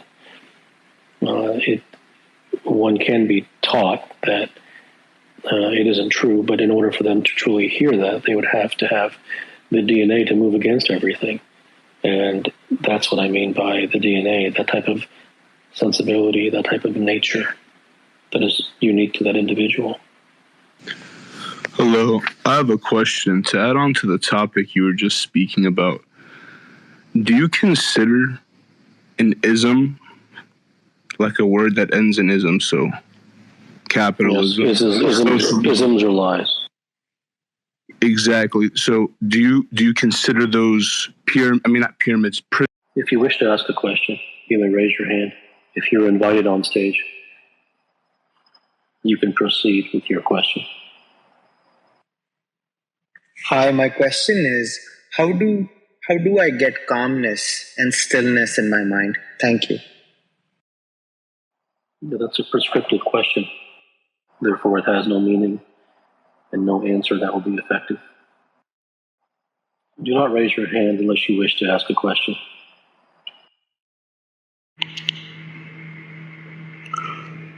Okay, I wasn't aware I was on. So what I wanted to ask was, what kind of environment have you set up around yourself which allows you to be at ease? Your voice broke up on the question and was not heard. So I'll try to repeat myself. What kind of environment have you set up around yourself which allows you to be in that state where you are much more in line with truth and not get pulled into the substandard reality? Well, you can create any environment you wish to around yourself, but if the obsession for truth is not within you, then the environment won't create it. My question is, what is freedom? I assume you asked what is truth. Really, it begins with a deep longing and desire to search for truth. That is the beginning of truth. What is it that, if satisfied, guarantees an understanding of the truth? A deep obsession for the truth. It has to be genuine and real.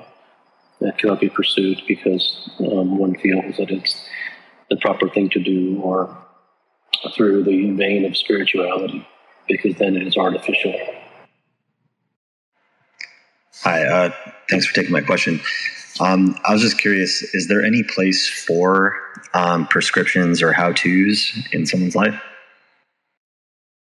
Why do you ask that question? Say, like, is there anything someone can teach you, or is it solely it's left up to you to discover anything that has to do with truth? Why do you ask that question? I'm curious. Why are you curious? You aren't asking what you really wish to ask. You said I'm not asking what I really want to ask? Yes. I guess it's more I don't know. I don't know what to come back with that. I was just thinking of like smaller situations and like what like people teach each other things all the time. So I was wondering, is is this done under like some false understanding or something, I guess. So yes, it's true. People teach each other things all the time. Is what they teach truth? I missed the very last part. I'm sorry. Is what they teach when they teach each other all the time, is what they teach truth? About that particular topic, whatever it may be, is it truth? That's a good question. I guess you still have to take that and chew on it and discover for yourself. Well, if you say that people teach each other things all the time, then whatever someone is taught, if it's truth, then it would be effective. So do you find that the things that have been taught to you, I'm sure that you're not talking about just generic people, I'm sure that you're part of those people, and you've experienced that before, the so-called teaching, either be it you teaching someone else or someone else teaching you. Have you discovered that it has been effective, whether you're the one who is doing the teaching or you're the one receiving the teaching from others? Maybe it's not something that's that becomes solidified once a teaching has been passed on, if you will. But maybe it's more so like it opens a door, or it gets you to ask more questions. Oh well, there's no maybe. I mean, is that what happened? I'm sure this is involved. Yeah. With either doing the teaching of others teaching you. Did it so-called open a door, or did it provide effectiveness, or did it get you where you wanted to go? For me, I'd say it's hard. For me, I don't know if I've necessarily arrived anywhere, but it's gotten me to pay attention to things that I don't know if I would have paid attention to. Okay. And then so when it got you to pay attention to something that you otherwise may not have paid attention to, what did the paying attention to that new thing do for you?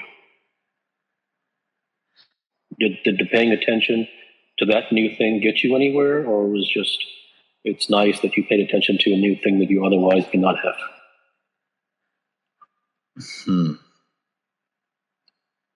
See, the very fact that you're pausing on that is precisely the point. The point is that everyone seeks platitudes. So if it made you pay attention to something else, so what? Nothing means anything besides results. Everyone is simply just going in circles. Oh, good job, you worked hard. Oh, nice job, you're paying attention to something new. You don't get points for any of that. So everything is just chit-chat, and you're right, everyone is teaching everyone else and everything. But everyone just likes to move in circles. Everyone is in a cul-de-sac, and they just move in circles. And they pat themselves on the back for completely irrelevant things. Human beings are just back patters. They pat each other's back, they pat their own back. Oh, look, I paid attention to a new thing. Bravo, good for you. Did they do anything for you? No. But at least I paid attention to something new. Okay, well, good job. What have you changed your mind about in the last few months or year or two?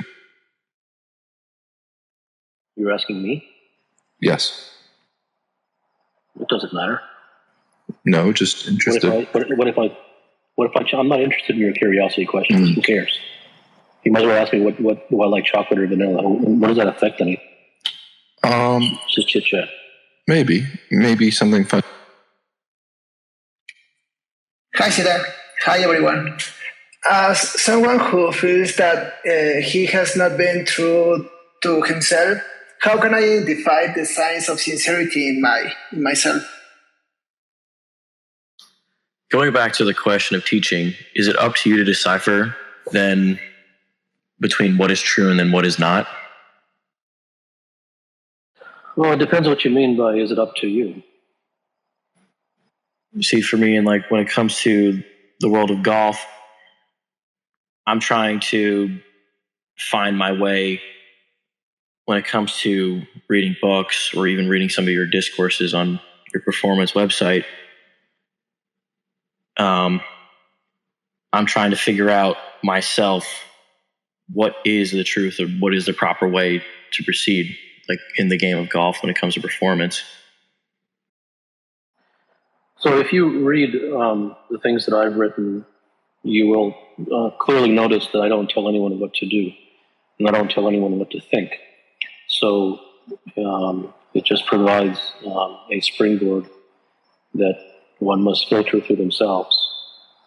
So it would have to be up to you. It is just that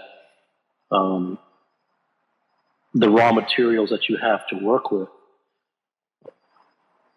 if the only raw materials that you have to work with are the prescriptive chases that you have gained from the world, then it doesn't matter whether someone else gives it to you or you get it from yourself. None of it is true because it's all prescriptive and worldly. And on the other hand, if the raw materials that you have to work with is something that you've gained from exposure to truth, then there is definitely a possibility that you can move in the direction of truth through you, since you'll probably be the only one who has exposed himself to truth. So the answer to that question, it depends upon one's exposures. And if one has been exposed to truth, and if one has resonated with that exposure, then there's a fair chance, at least there's some chance, that when he is posed with a problem or a question, that he will perhaps view it through that lens in the direction of truth, as opposed to the person who has never been exposed to truth. He only has one thing through which to look at it through, which he has gained from society, and that is prescriptions. And therefore, he's essentially doomed from the beginning. So for you to determine... your exposure is determined. So for you to determine, and what is that truth? Is it just the feeling within inside of you? Well, now you're getting prescriptive. I mean, for whatever you, if you expose yourself to truth, then you will perhaps attempt to discover truth as opposed to discover a prescription or a way or a method or a technique. And whether, I don't know if it's a feeling or whatever it is, that's up to you. I'm not going to tell you it's a feeling or it's a thought. I can't pinpoint it for you. You'll discover it through the pursuit of truth. But you won't even have the option to pursue it through truth if you have never been exposed to truth. Because if you've never been exposed to truth, then you will go according to the only exposure that you've had, which is prescriptions. So for me to expose... Isn't seeking truth a prescription in itself if you're telling someone to seek truth? I have never in my life told anyone to seek truth. Okay, thank you. Why are you answering our questions tonight? I have no idea. Hello. Thank you for giving me the chance. I wanted to ask, are there more truths, or if you are obsessed by finding a truth, does it depend from the culture you're coming in or on the context where you grew up? How much does it depend? How much does what depend? The way, or let's say you develop the obsession to find the truth and you have it. And if you develop a what? I'm sorry. If you develop the obsession to find the truth, how much does it depend from what culture you're coming from? Why would the obsession for truth depend upon the culture? Because go ahead. Okay, because there where you grew up, it created your world and your beliefs. Every culture is like that. There isn't a single culture in the world that isn't like that. There's no culture. Yeah, you're right. But is the truth, the one truth, is it's like an absolute thing that everybody? Yes, there are absolute truths which apply to all human beings, and then there are truths which are unique to every single circumstance. Can that be my truth, even though I know that's an empty chase?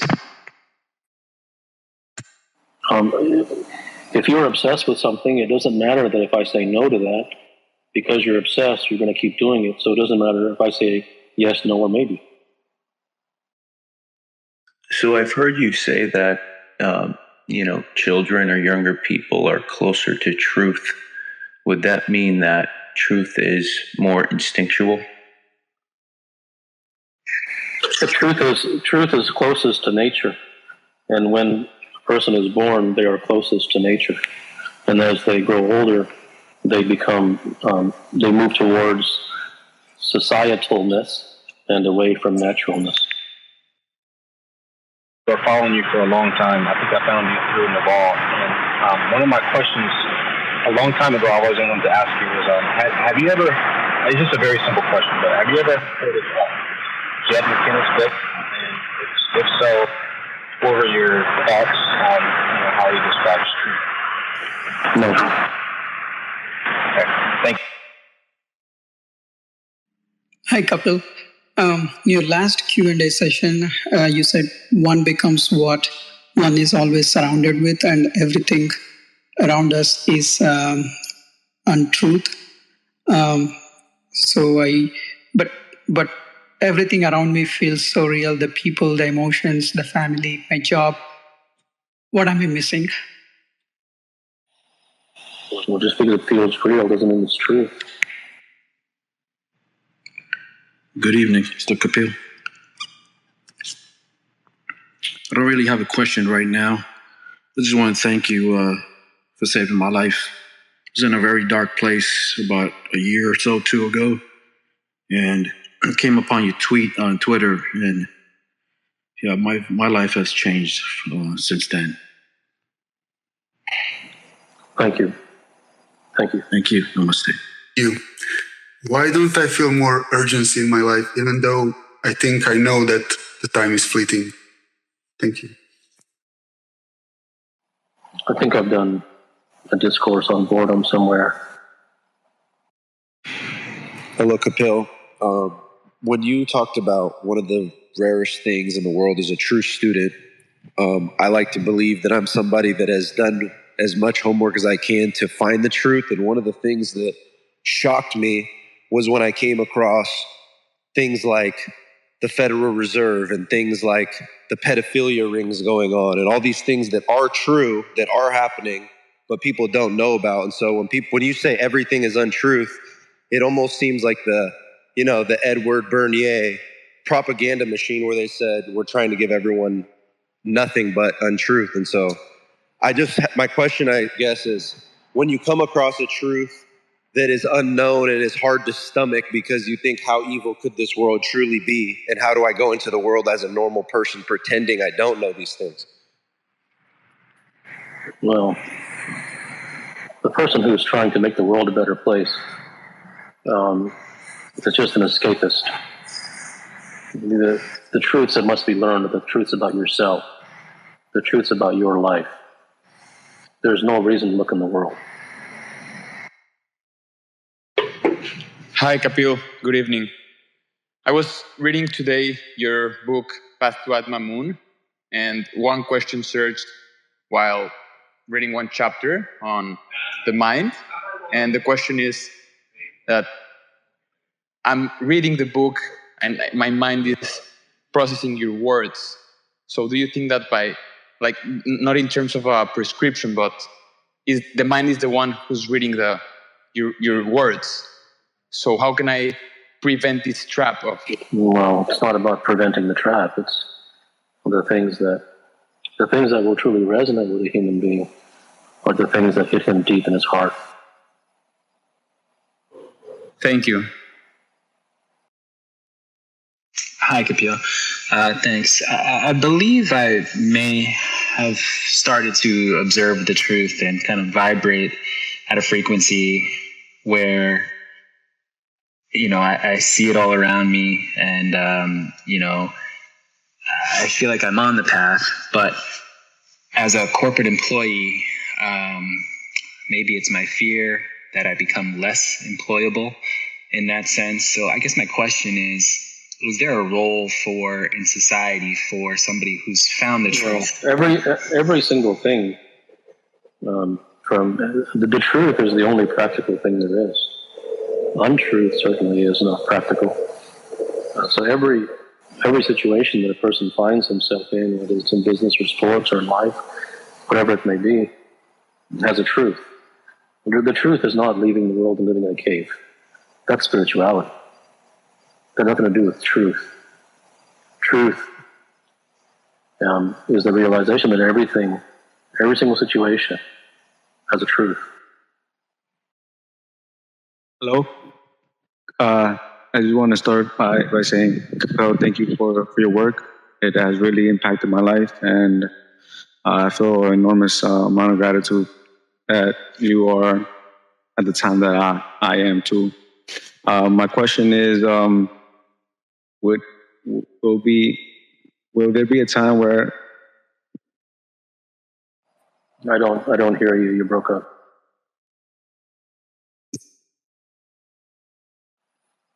Or you can raise your hand again when you get your mic fixed. Hey, doctor. Why does one continue to seek desires? It is in the nature of the mind. Hi, Kapil. In what way, if at all, do you feel responsible for your own self? Ask what you really wish to ask. Don't dress it up.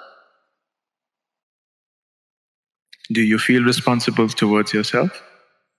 I have no idea what that means, and it sounds very intellectual and very spiritual and largely meaningless. Thank you. My question is, are there indicators that one is in contact with truth? One does not need indicators. I think one is a fairly reliable judge of his own level of sincerity. The indicator question comes up when one seeks to perhaps gain approval or to demonstrate to others that he or she is seeking truth. The human being has the capacity to look within himself and without feeling any pressure or compulsion to admit to anyone else, but just to one's own self. And they don't even have to do that if they don't wish to. There's no rules. There's no laws. But one certainly has the capacity, if one wishes to do so, to look inside himself and discover, is one really enamored by truth without any form of judgment whatsoever? Like when I really want something, a goal I want to achieve. So when I work towards it, I work very hard towards it. So it also creates anxiety and fear to. So why do you work hard toward your goal? I mean, it's natural. Like if I want something, I will try to work as much as possible to achieve that goal. What does that mean that you work as much as possible to achieve the goal? What does that mean?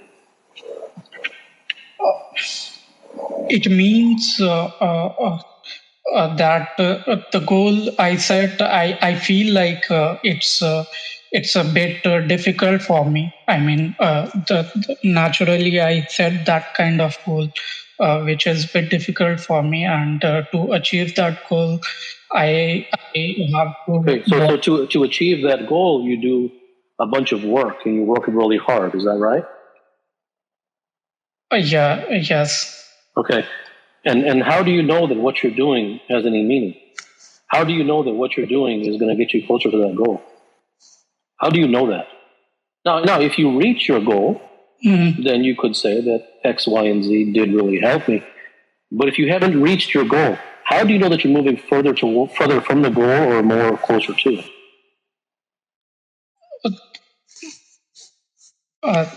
Goal. I mean, the goal can be like simply solving some problem, and it's just writing if the goal is a simple goal, if the goal is a simple goal, then you wouldn't need to work very hard. But you said you're working very hard. You said you're working very hard. You're putting in a lot of time and a lot of effort and a lot of work, which implies that the goal is not so simple and immediate. Yes, so like solving a problem in the company, for an example, like that is a problem that came to me, and I know that problem is not so simple. So I think that I think that you haven't. It's about reading between the lines, and you haven't really heard what's being said. You haven't really heard this. You haven't really heard the message. The message being in the direction of how can you be sure that all of your work and your trouble is, like everybody else, is that you have an immediate response to that question. And because you have an immediate response, you haven't really examined. Thank you. What is truth? Dr. Gupta, how can the mind be transcended? See, that's I think that you should admonish yourself for asking such a question. I mean, you're an intelligent human being, I'm sure you're a logical human being. Do you really believe that I can give you some 5 steps and that you'll transcend your mind over Twitter? Hi there, thanks for taking me up. A previous speaker just a second ago, and you had a discourse about why do you work so hard for your goals and to what end, and it resonated with me. I've found that I similarly work very, very hard on goals, and then if they are achieved or if they're not, either way, take the example of when they are achieved, I reflect back and say 99% of the stress and toil was a complete and total waste of time. And I totally understand that. My question is, why is that, and what way? Okay, so you may want to. There's a podcast with myself and Nuddle on hard work, the truth about hard work. You may want to Google that. Number one.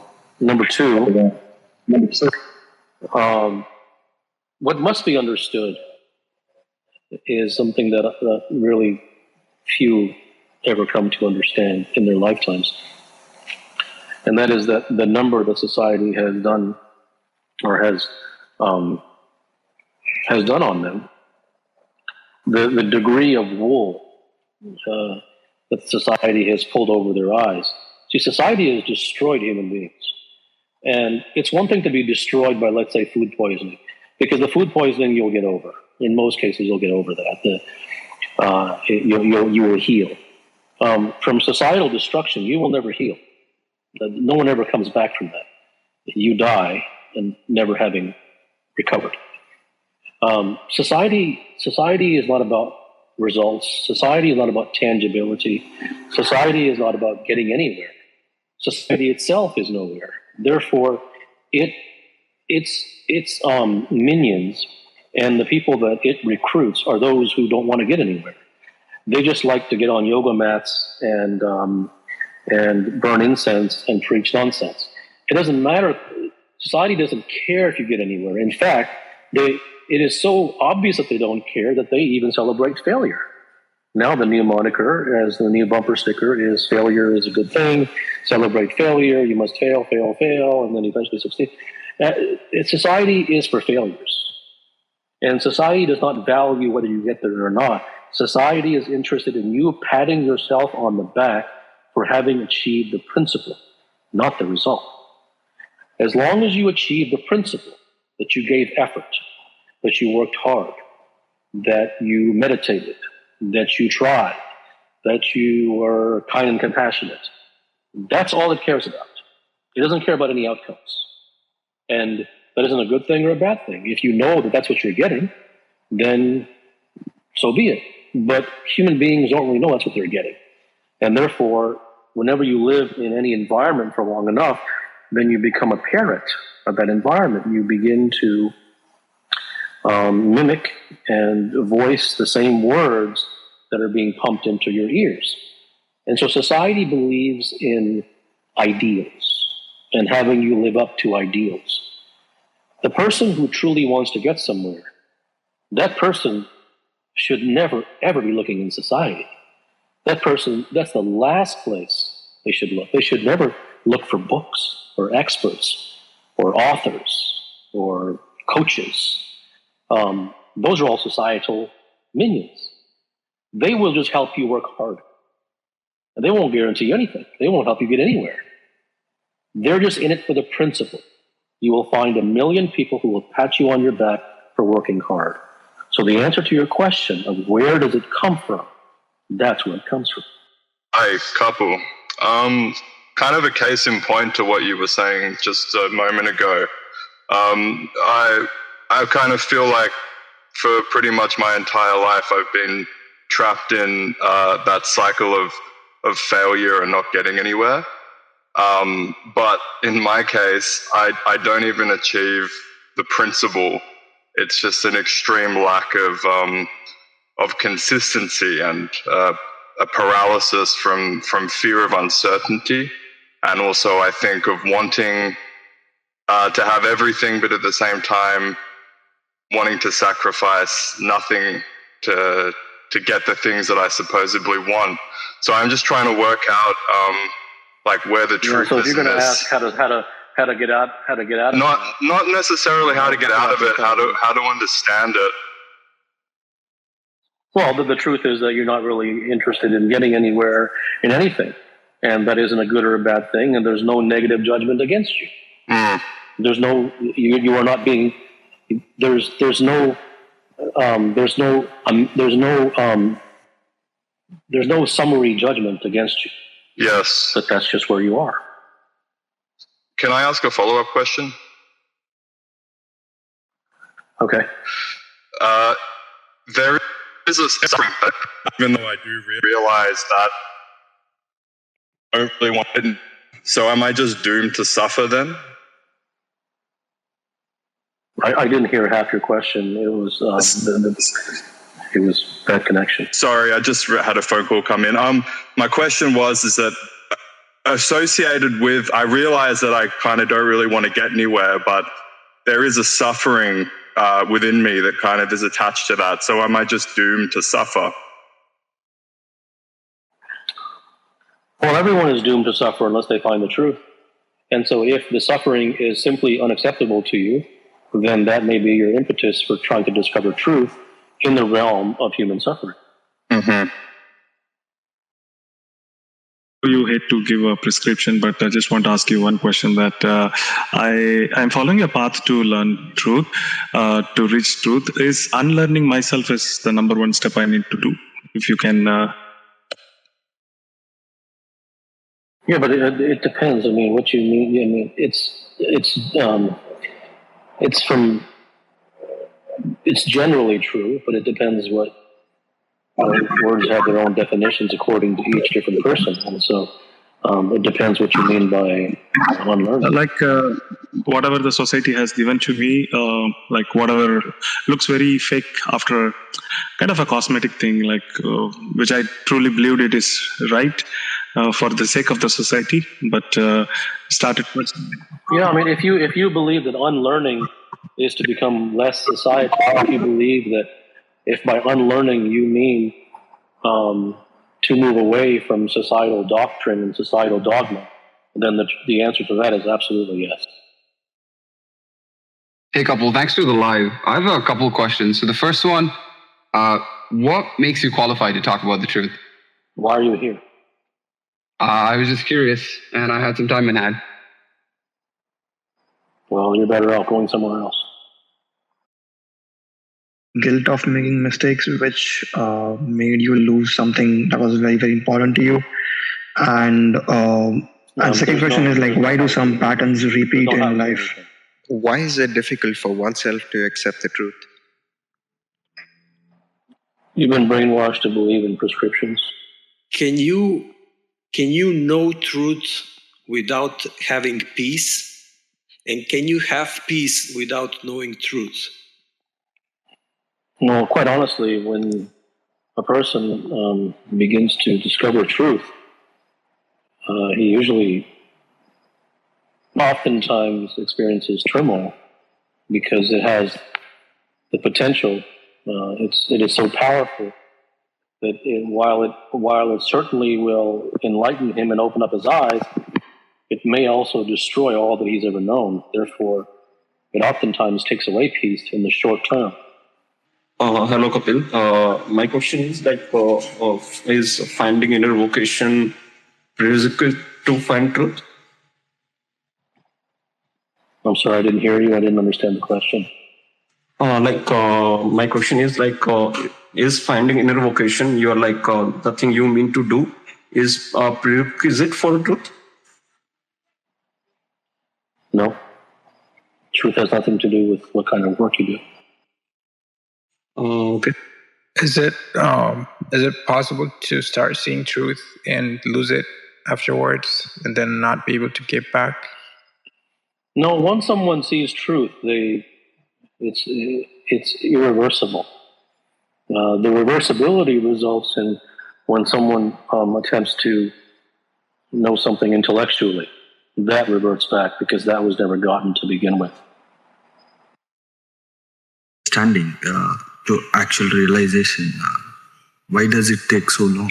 Well, it doesn't take long. It's impossible. Hi, Kapil. Is there a truth behind why one feels indecisive about pursuing a specific career path? There's a truth behind everything. There are universal truths, and then there are truths that are specific to a given situation. And in order to know the truth that is specific to your particular given situation, there absolutely is a truth, but it would need to be investigated depending upon all the circumstances and what one thinks and believes and so forth. Thank you. Hi, Kapil. I read in one of your podcasts or one of your discourses that you are exactly where you want to be in life. That is, that if you truly desire something, then you have it in your life. Then is it possible for a person to not desire something very deeply at all? And if so, then what is the point of such a life? Well, even if a person desires something, there's no point to his life. There's no meaning. There's no purpose to life. But even if someone does not desire anything, unless they have reached some state of desirelessness, which is not what you're speaking of, then I'm assuming what you mean by not having a desire is that you don't have any professional desire, that you don't have any vocational desire. But one desire that every human being has is the desire for whatever the word that you wish to use, whether it is freedom or peace or realization or the end to all problems or the end of all conflict or peace of mind or contentment or satisfaction, whatever your word is. Every human organism longs for that, and so that is a desire that no one is free of. And since that is the case, then, and that is actually beyond all vocation and all profession, and in fact, the reason one seeks vocation and profession is to satisfy that very desire of the ones just mentioned. So that desire is always prevalent inside of the human organism, and so in order to satisfy that, the only path to that, the only way to discover that is through truth, because it never is through austerity, and it never is through prescriptions, and it never is through spirituality, and it never is through intellectualism, and it certainly isn't through self-help and self-development. Then is the only way to find the truth, as you said, a devotion? But does it have to be a devotion to truth, or can it be a devotion to something in life? Like, does it have to be a desire for the truth about something? Well, whatever something in life is, everything has a truth. So it can be the truth about that thing. So it isn't. There's no rules here, but it really is about. It truly is about devotion, and the most effective way to truth is exposure, plain and simple. The more systematically and the more consistently that one exposes him or herself to truth, then the more, it's like swimming in a swimming pool. The more that you jump in a swimming pool, the more often you'll become wet. And so since every human being is in a situation where they are surrounded by untruth at all times, day and night, by living in society, and by having friends and by talking to experts and reading books and magazines and media. The person, the human being, is 360 degrees surrounded by untruth. And unless there is something to counteract that, then that will be the language that they speak. Those will be the words that they imbibe naturally, just by virtue of the exposure. Therefore, if one has a opposing exposure to truth, which virtually no one has, then that exposure will give them the opportunity to discover truth. Thank you. Well, if we have to expose ourselves to the truth, then nobody has truth. Well, I'm not saying that you have to. No, sure, but if I'm in the journey of discovery, and if society is lying, schools are lying, parents are lying, like I shouldn't say lying, but essentially not giving us all the prescriptions, and there is just not an ounce of truth in that. How one goes, and I shouldn't even ask how, but then is that even possible to even expose oneself to the truth in this society, and or is it the only way is to get rid of recuse yourself from the society and then get the exposure? No, because if you leave society, where will you go? Right? You must go somewhere, and so you really must expose yourself to what you consider to be truth. If you have found something in the form of something that you listen to or something that somebody has written that deeply resonates with you, that is non-prescriptive, that does not tell you what to do, that has no 5-step plan, no method, no technique, no hack, and it is straight truth, then you have found an exposure to truth. It is just that will not be found in the mainstream, that will not be found in the motivational books and the yogis and the gurus and the spirituality and the prescriptions. I think the biggest thing to realize it is not in that.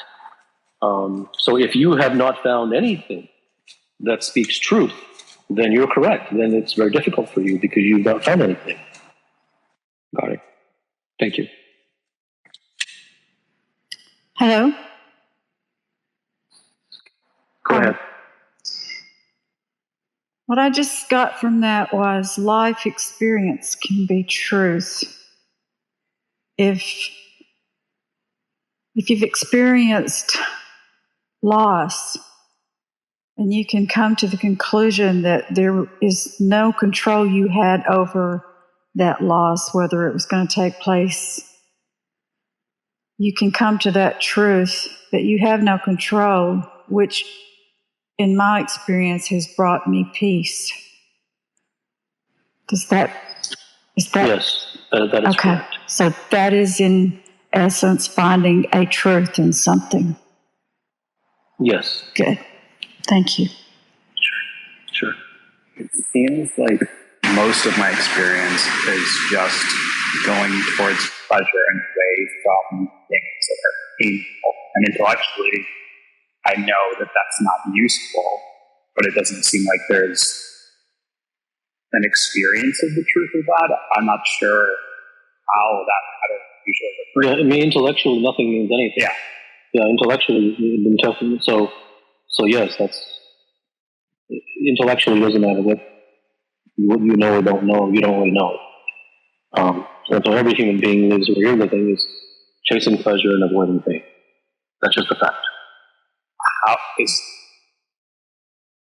No, there is no how. Hey Kapil, I just wanted to understand if expose yourself to truth is also a prescription, or is it a prescription which we can? No, there's no should. If you take it as a prescription, you can. I don't know everyone prescriptionizes my words, so no matter what I say, so that's just probably inevitable for some people, and there are those who have the sincerity to look into the essence of what is being said. So I'm not even recommending that you expose yourself to truth. I don't recommend it. But the question was asked before if one wishes to find truth. And if one wishes to find truth, then that would come through exposure to truth. But I'm not recommending that you find truth. I'm not recommending that you look for truth. I'm not recommending that you expose yourself to truth. But if one wishes to find truth, then that would need to come through exposure. Thank you. Is it a natural emotion? Because it is just too hard to understand. Well, because society has given the human untruth, then that untruth will lead to all sorts of emotions, from fear to anxiety to concern to whatever it may be. So it's not just fear. Living in untruth creates all sorts of problematic things. Hi, Kapil. Thanks for taking my question. I don't know how important this is, but I was wondering, when it comes to sort of arriving or, the mind itself, what do you think the bigger sort of question is? Like where you want to go or where you no longer want to be? Either can be powerful enough to achieve anything. Hey, Kapil. My question is, what are some of the sneakiest ways in which society delivers untruths, and why do we live in a society that is filled with untruth rather than truth? Because society is full of common people. Society is full of people. Society recruits people who have the DNA for untruth. And that is created not because the person was necessarily born that way, but because they are filled with ideas, concepts, beliefs, dogmas, opinions, and the person imbibes them naturally. But then over time, the person becomes them. The person begins to parrot them. So society is this man-made construct based upon communal things. And wherever there is any group, there's only untruth. Truth is only for the individual. There's no group truth. So society is full of politics and media and religion and ideals, and you should do this and don't do this, and think happy thoughts and spirituality and all of these things. And none of them goes anywhere, and no one needs to listen to me for that. They can examine their own experiences, and they will see for themselves that they haven't gotten anywhere by following any societal things. So society is what it is, and it isn't good and it isn't bad. The same way that a sewer isn't good or bad. If one recognizes that it's a sewer, then they won't step in it. They won't condemn it. They just won't step in it. The problem occurs that when they think the sewer is a swimming pool, and they begin to swim in it. So as for the subtle messages of society, there's nothing subtle. All that society gives is untruth. You don't have to dig deep. I mean, there isn't. All the messages that it gives is untruth. Thank you. I find myself naturally drawn to your work, but I don't know if this is a trap for myself, but sometimes my mind tells me that, okay, just expose yourself and you'll get there. Where I find myself hoping that, if I expose myself continuously, that, I'll arrive at Sure, could that be a trap? That's a very valid question. It's a very valid question. Essentially, you have turned exposure into prescription. Mm-hmm. Right. And it isn't good or bad. It's just realizing that that's what you have done, and that's what everybody does. And as long as someone realizes that, then at least they have a chance to get out of the trap. If they don't even realize that, then they're going to be stuck in the trap. So it is essentially realizing that you are turning basically the exposure to my words as, okay, you'll expose yourself, and have I gotten there yet? Have I gotten there yet? And that's just insincerity.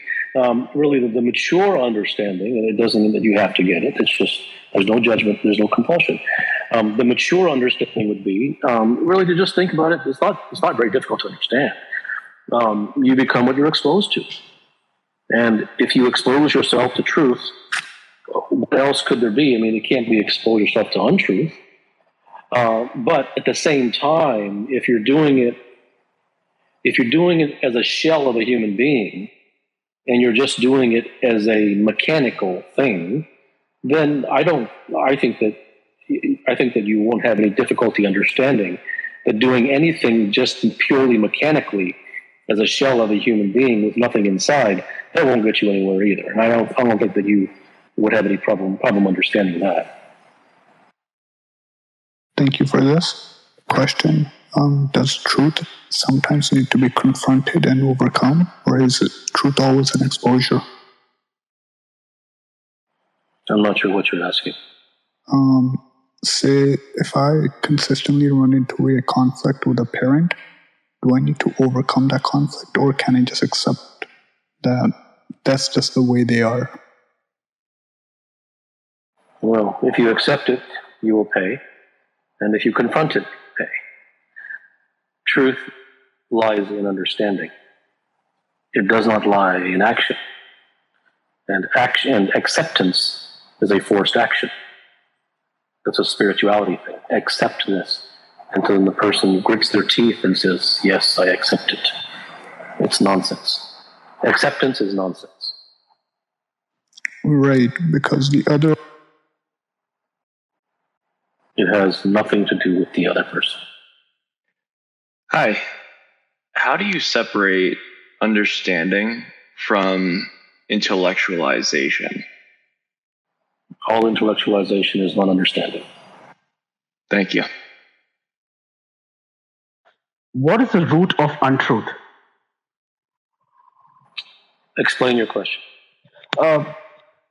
You said society gives you untruth, so I want to figure out if the root of untruth is my memories and my thought, because society is filled with common people, and essentially what they're doing is thinking and storing it up as memories over centuries. So the root of untruth is zero interest in truth. Got it. Hey, Kapil, thanks for the question. My question is about Buddha. Shall I go ahead and ask? Hello. Go ahead. I say that a person like Buddha, he had a very strong desire to reach realization. And okay, stop. You say that. You're saying that you say. This is a comment or this is a question? No, just the content. I'm not interested. I'm not interested in what your opinion is. Okay. If you have a specific question, that's fine. I'm not interested in what you think about something. Okay, my question was how it took Buddha, how even Buddha succumbed to prescriptions for this long. No, he didn't. Actually, you know what? Go to my website if you wish. Not that you should. I've read Kapil Gupta MD.com. Go to one of the latest discourses there on Buddha and something else. And you didn't read that. Not that you should. But if you read that, you will see that Buddha did not. So Buddha, you're right. He succumbed to prescription in the beginning and therefore got nowhere. Yes. I read. Can a universal truth be in conflict with a situational truth? What difference does it make? Is that really the pressing matter of your life? It's just intellectual curiosity. Can you become your own teacher to guide yourself, not depending on anyone? I don't know who is speaking here. Why people continue to do bad things to themselves? Okay, I don't know who is speaking here. Who are you? This is Dalit Yogi. Yes, you can become your own teacher. And how is it that we know that some things are not good for us, even though it's. Hi, Dr. Kapil. My question is the truth something which is the default state of all humans, or is it something they have to learn and grow into? When a human being is born, he is close to truth. He learns untruth through living in society. Thank you. You've spoken about the cost of socialization. When my parents speak to me, even though they want what's best for me, I hear society speaking through them in order to arrive at truth. And you don't hear society speaking through your social circle? I don't have a social circle. So then why did you begin with socialization? Because you speak of the cost of socialization, and my parents are the ones, if you count circle, they are my circle. So I'm just wondering, in order to arrive at truth, how much of that relationship with my parents is to be sacrificed? None of it. It isn't about your parents. It's about truth within yourself. It's between you and you.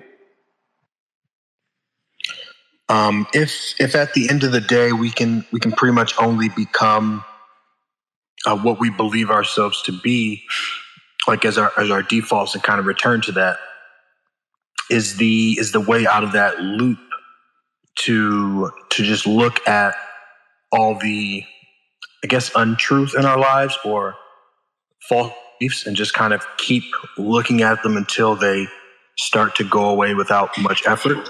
Well, no, because if you're asking for a mechanical prescription, I mean, you can look at things all day long. It doesn't mean anything.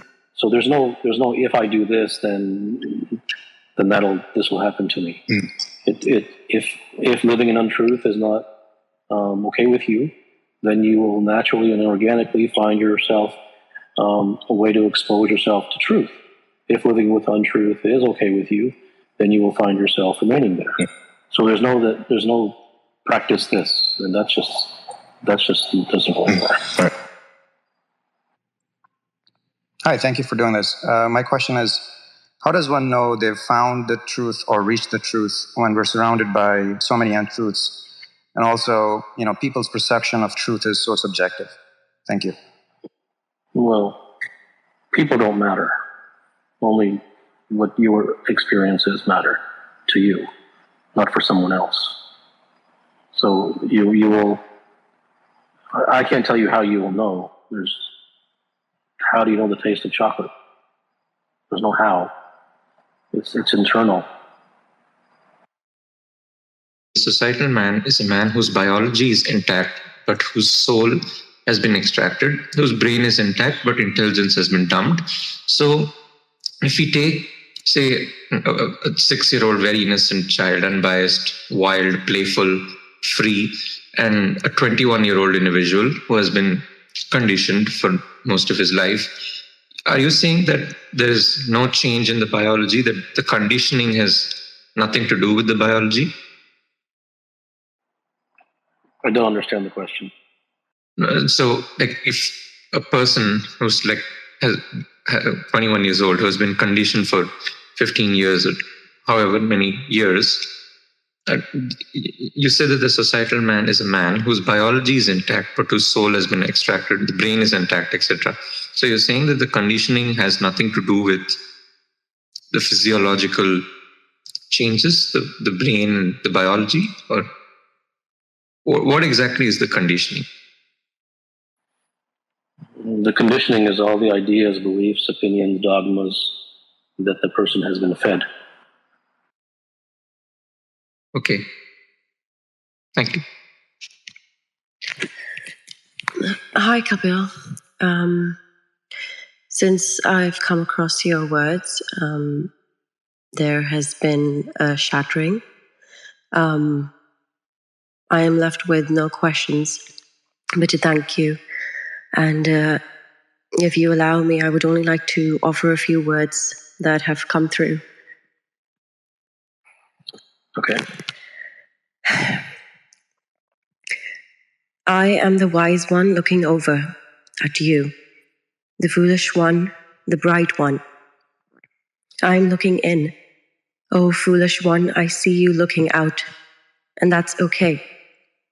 For it is not yet time for your arrival. You must live through this painful foolishness. Here I am your master. I call you my student. For you are on the correct path, the path not of answers, but of questions. Few fools see the path and walk backwards. Many fools lack the vision of a path. O young foolish one, Your arrival is not far. Thank you. Thank you. So it must be stated that people give me too much credit. The communion that happens is between the words and the individual. The resonation that happens is between the words and the individual. I have never met virtually none of these individuals. So it cannot really be stated that I did anything to transform them. The communion was between the words and the individual. It was there that the sincerity lay. The sincerity that the individual brings. The readiness that the individual brings. And whatever happens in that communion between the words and the person, it is there that the magic, if it is to occur, occurs. It is not me. Hey Kapil, first of all, I want to confess the thing that I have come to a realization that I'm neither serious, and I know you have said in the past that when you come to this realization that you're not serious, that's when you are the most serious. But I don't think so, to be honest. And my visceral understanding is that I go on chasing the same pleasure chases whenever I wake up in the morning. So my question is, what causes the desire to chase? Thank you. Pleasure. My question is, if you feel you're on a path, you see things in a more clear light and you have some sort of clarity, how do you handle other people's imagery? Like you start pushing out at boxes and they have kind of put you in a certain box themselves. How do you navigate that? And I'm talking about navigating with your family. There is nothing that you can do about other people. There's no condemning them and there's no trying to convince them. Others are never the problem. It is all within you. Can somebody be both content and ambitious at the same time?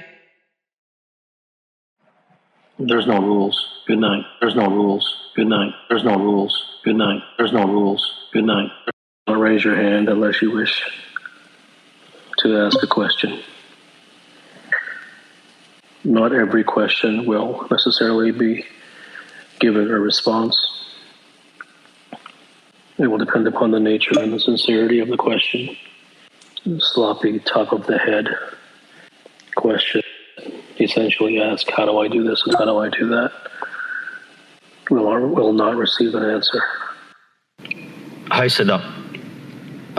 In one of your books, you've given the mirror analogy, where you say that what you see in the mirror is not the real self. And basically, you separate the physical and the mental structures that we have from the real self. And I've also observed, and that's my personal learning, that in life, that's the real motivator. People work to enhance their selves, right, to make it look good and stuff. So this is a sort of a contradiction. I mean, if one loses that self, what does one work for? What is his real motivation?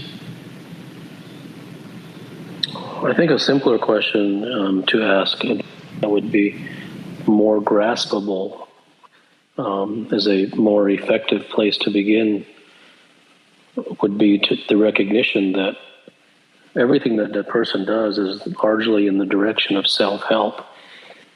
Much of what they do is actually in the subdomain of self-help and self-development, but everything that they do is self-help. And the realization is the exploration of what precisely self-help has gotten someone. If they have improved themselves in some way, they have become a little bit more of this or a little bit less of that. The examination of where it has really gotten them without any form of judgment. If one is pleased or satisfied that the pursuit of self-help or self-adornment has got him or her what they have sought, then there is no reason to stop. But one must, if they wish to move towards truth for whatever reason, and there's no reason to move towards truth, but if one is moved to do so, then they will examine the nuts and bolts of self-help and discover the facade behind it.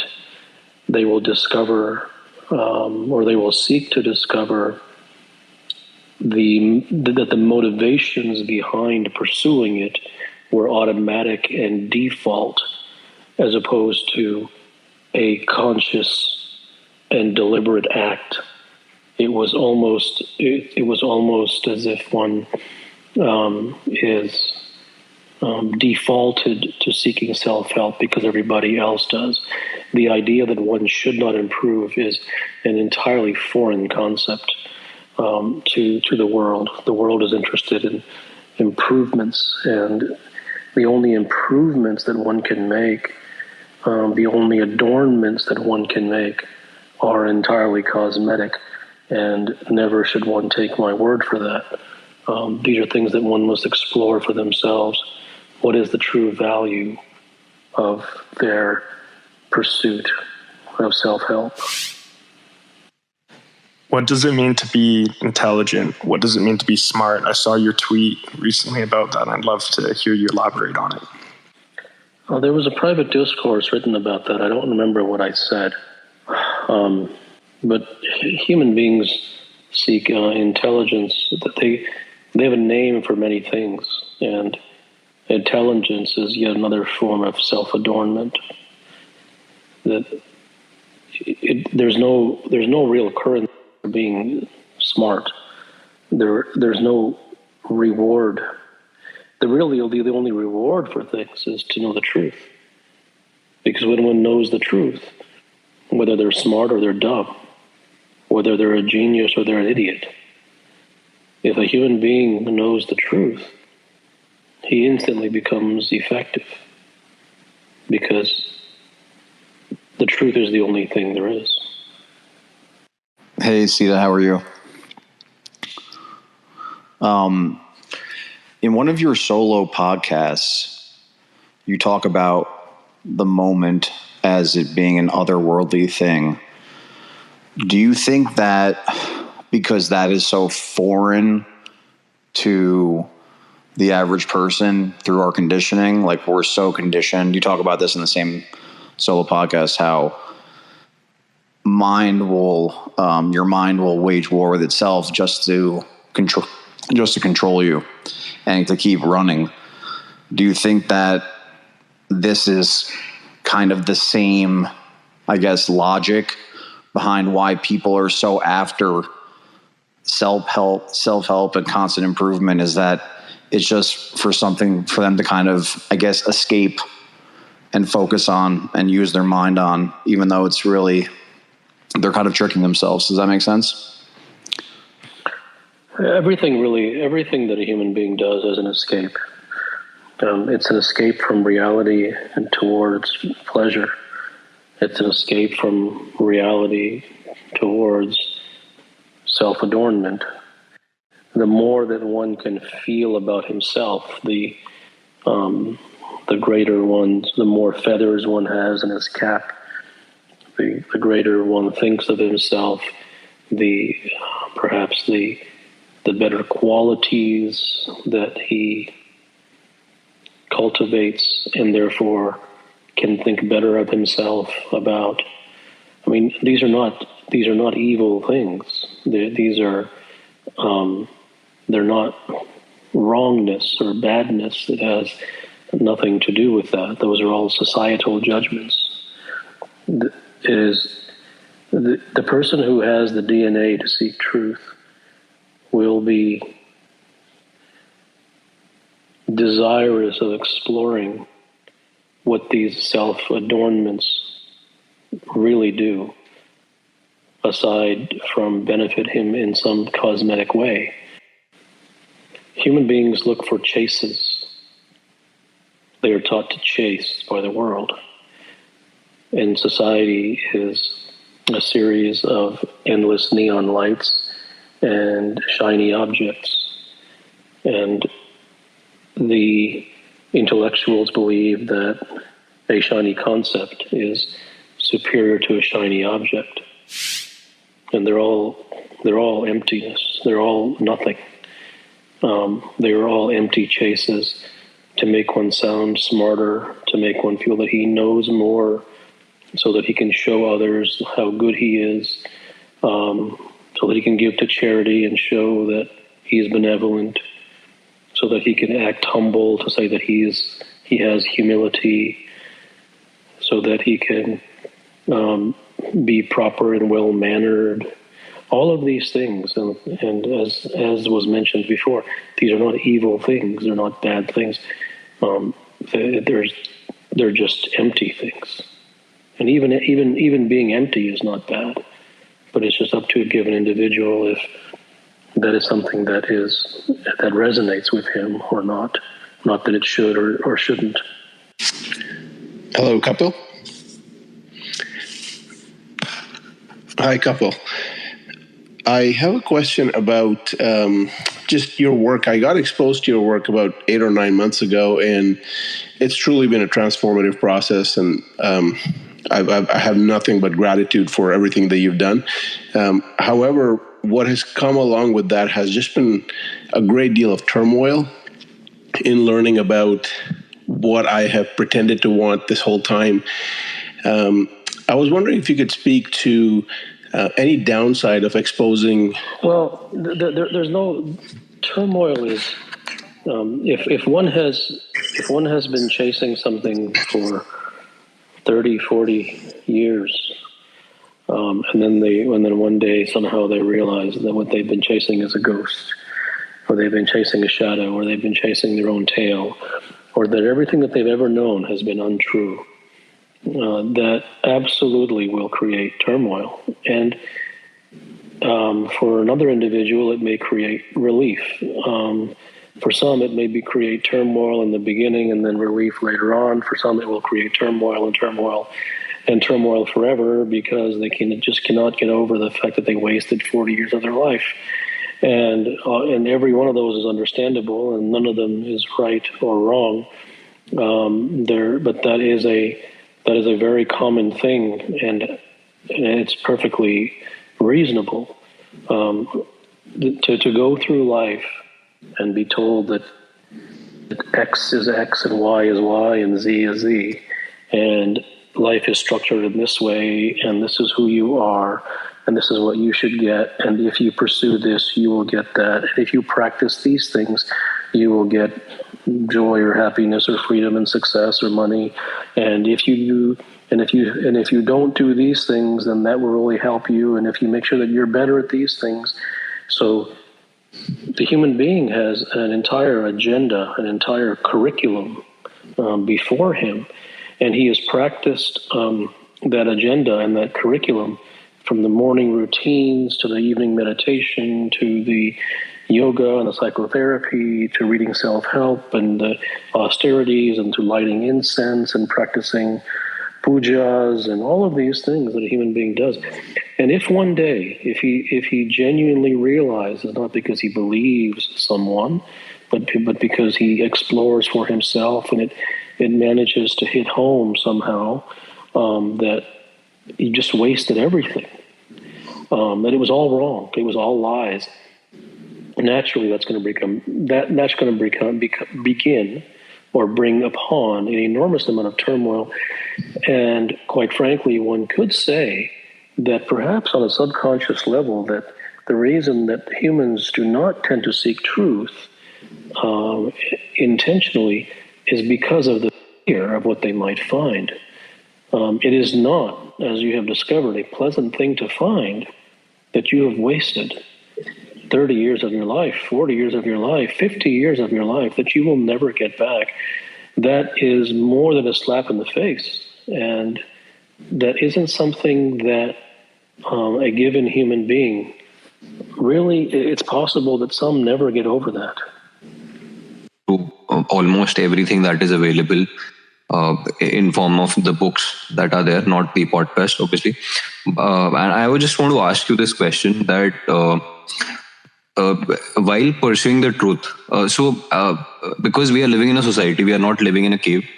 So do you think pursuing the truth might be detrimental for someone's progress in some or the other way? If I do not fabricate this question, you say that a good artist never has a lot of audience.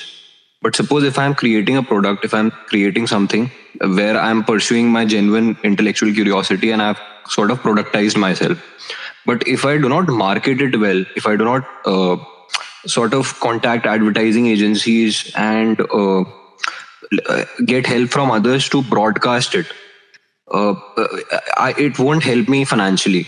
So do you think... So it is not about going in the direction of logistics. It is not about in the direction of you should hire a marketing firm, or you should not, or you should try to get an audience, or you should not because one is good and the other is bad. It has nothing to do with what you do. It has everything to do with what resonates with you. Can you put yourself on mute? Oh, sorry. Yeah, definitely. So it has everything to do with what resonates with you, without any compulsion that something should or should not resonate with you. And if something resonates with you, that trying to get many people to laud and celebrate your product, if that resonates with you, then it does. So there's no, it would be untruth to say that you should not do that. If it resonates with you, that for a given individual, it may resonate with him or her that they wish to create true art. And if the art sells, it sells, and if it doesn't, it doesn't. And their essence, their purity, is what speaks to them and drives them the most. And that is a good thing. It isn't good. There's nothing good. It just, that's what happens to resonate with them. Then they will pursue a particular path. They will or will not go marketing. They will or will not do X, Y, and Z. So it has nothing to do with logistics. It's just whatever resonates with you and wherever that resonation takes you. So do not raise your hand unless you wish to ask a question. And if you are invited on stage, ask your question. Feel and pursue truth. Whether something is possible or not, there's no rules. There's no rules. But those people who tend to be social tend not to be the ones who pursue truth. But there's no rules. Why is it that in spite of so many people always listening to this thought that wasting 30 to 40 years, 50 years of your life, and then it feels more than a slap in our face, people, at least besides, like in close proximity to us, many people don't really find pursuing meditation or alternate means to introspection or discovering oneself. So I've always been curious to understand, why isn't this becoming like a cultural phenomena rather than always, it's just like a textbook kind of a thought that keeps on propagating. Well, there's no mass enlightenment. Every human being is entirely brainwashed and conditioned by society. Society has destroyed human beings irrevocably, largely irreversibly. The human beings who survive the assault of society are extraordinarily small, and it isn't really a human being's fault. It's when you live in a world of neon lights, and you live in a world of messages propagated on bumper stickers, and spirituality, self-help, and messages everywhere, from newspapers to books to magazines to media to whatever it may be, and that's all that you've ever heard. And all you've ever heard is untruth, because society's all based upon untruth. It is unreasonable and it is impractical to think that any semblance of the population would regard society as lies. It is impractical to believe that anybody would say, everything that I've heard is a lie. Experts don't know what they're talking about. Books tell cosmetic and completely ineffective methods and techniques which have no meaning, have no basis in reality. I'm going to turn everything off because it's all lies. No one does that. That's an extraordinarily rare human being. And those aren't walking around on the street in any large numbers. Hello, good morning. My question is, why do I feel anxious oftentimes, and how to build resilience in hard times? So, Kapil, I had an uncle who had Down syndrome who passed away a couple years ago. And when I observed the way that he lived his life, it was in a very pure manner. And what I'd love to know is, if you have an intellectual disability like Down syndrome, where you really have no concept of your own mind, are you more prone to the truth? Are you more prone to living a life that's aligned with the truth?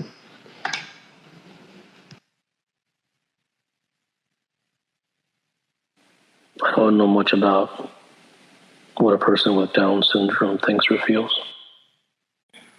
What I've come to understand about myself through some exploration is that my sense of self-worth is very much sort of determined by the work that I do, the passion I have for it, and also by external validation from peers and other people in the industry, right?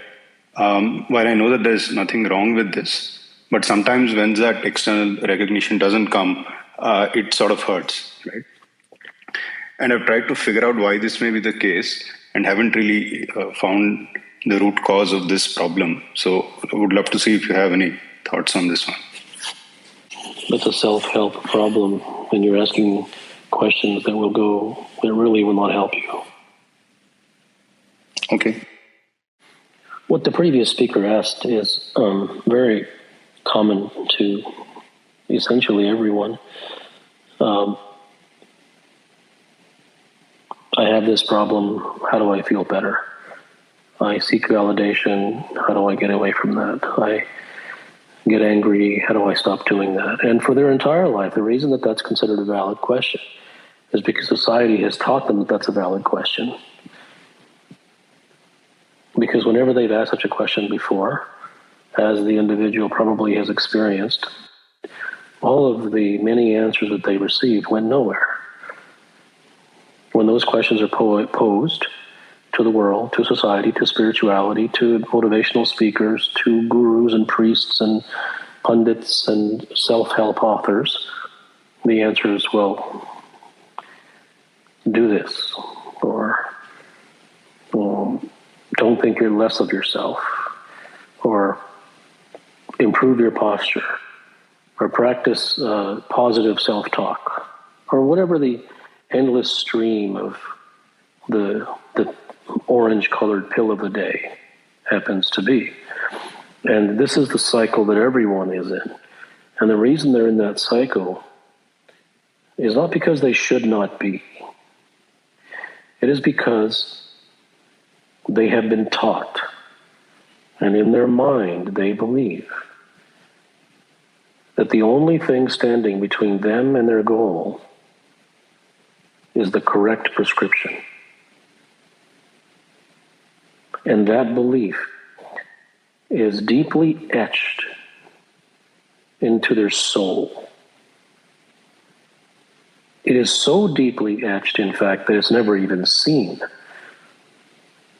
And if that was to be brought up to them to say that you're just waiting for the right technique, method, or prescription, they would say, Well, of course. What kind of thing is that to say? That's how deeply ensconced, deeply conditioned the human organism has become by society, self-help, spirituality, the world, and everything in society and the culture. That's how deeply embedded in the culture that a human being has become. The idea that any prescription will not take them where they want to go is an entirely outlandish, outer space, unfathomable, unthinkable, unconsidered, and completely uncharted territory. It is so uncharted. You know something is uncharted when the thought of it arising never even comes. So it isn't that they have the wrong prescription. So those thoughts arise all the time. I have the wrong prescription, I must find the right one. I have the wrong how-to method, hack, or technique, I must find the right one. That comes all the time to human beings' minds. What never comes is, there is no how. That is a sentiment that is beyond the bounds of society. Differentiating factor here, like spirituality and self-help seems to give hope to people. Like if you do this one thing, you would reach here. And the truth, as you mentioned, seems to be the uncharted territory. So how do you think that hope plays a role in this topic? So hope is a disaster. In seeking truth, or if you have a false sense of hope? In anything. You see, if someone, in the most practical matter, if someone seeks to become, let's say, a success in something, and they hope, that hope will cause failure in the vast majority of cases. And because the hope was there, it will create unmatched turmoil. A person doesn't become successful. Another person doesn't reach their goal because of hope. A person becomes successful or reaches their goal, whatever that thing may be, whether it's in conquering the mind or becoming enlightened or realized or becoming a multi-billionaire or whatever it may be. A person reaches those things by the truth. The truth of becoming a success. What types of paths produce effectiveness and what types don't? Where the money is, so to speak, money, where the gold is, where the effectiveness is, so to speak, versus where it isn't. So human beings don't fail to get to where they want to go because of talent or lack thereof. They don't get there because they follow prescriptions. And hope is one of society's calling cards. Hope is one of society's poster children. And hope has no place in any human being's life who seeks peace and who seeks to arrive at whatever they wish to arrive at. Hope has no place. I've heard you say that society creates the mind and the human being lives, or a human creature lives and wastes all his life in that cubic box that we call mind. Now I'm getting really frustrated at this paradox that the society creates the mind or the mind creates the society. What it is that I'm missing? I just can't get it. What is it that I'm missing about the mind and its manipulation or whatever you want to call it? Oh, what you're missing, the society has told you lies, and that may be something that you're not quite ready to see, and that perhaps could be the source of your frustration. We are often said that we should pursue the truth, but what is this truth about? Is it about ourselves? Is it about the society or the universe or the nothingness? So I've never said that you should pursue the truth. I don't recommend that anybody pursue the truth. So, what is exactly what we should be pursuing in life? There's no should. You're exactly the victim of the title of this talk tonight. You are asking, what should you do? Because the world of society, spirituality, and self-help tells you this is good and this is bad. You should go for this and you shouldn't go for that. And therefore, you're just a puppet who cannot think for themselves, who basically is allowing someone else to pull their strings for them. And the reason that you do that is because that if you believe that if you do the right should, that'll lead to something good for you. And that's a trap that no one really escapes. Hello. I'm sorry, I just joined and caught the last bit of exchange, but just grabbed my curiosity because the framing of the session did indeed strike me as kind of a paradox, or perhaps even a nonsensical framing. The idea that spirituality and self-help are on one end versus the truth in all caps. It just felt like bait, so I just thought it was clever, and I wanted to check it out. Anyway. No, it isn't. No, it isn't bait, and I'm not sure that you'll get much by being here, to be honest. You might, but I doubt it. Would you mind sharing why you feel that? The part he plays in society too. Someone who you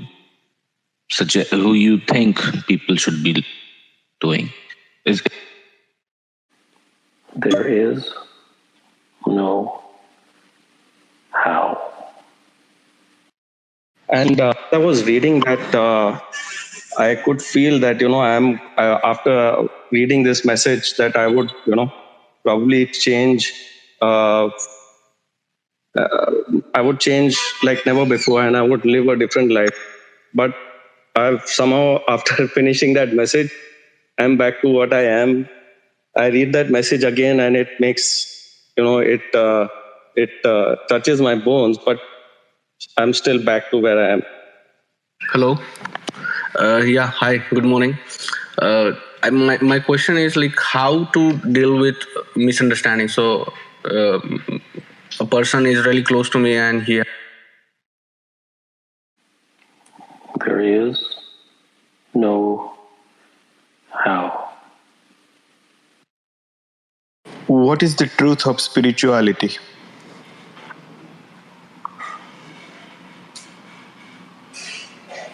That's a very general question.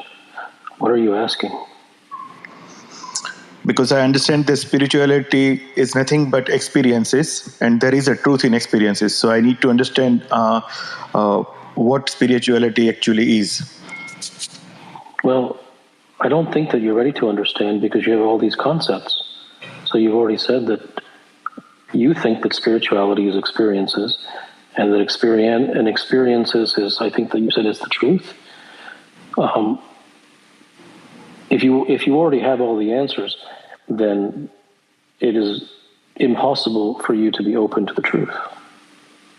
Maybe after I exposed to your work, I've been having like moments of realization or peacefulness, like maybe for 1 week or 2 weeks. But after that, I again get into the emotional moil or day-to-day life.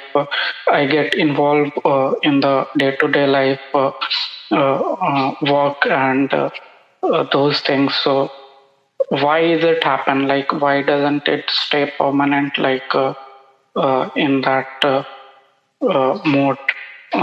I wanted to start. What happens in its own time.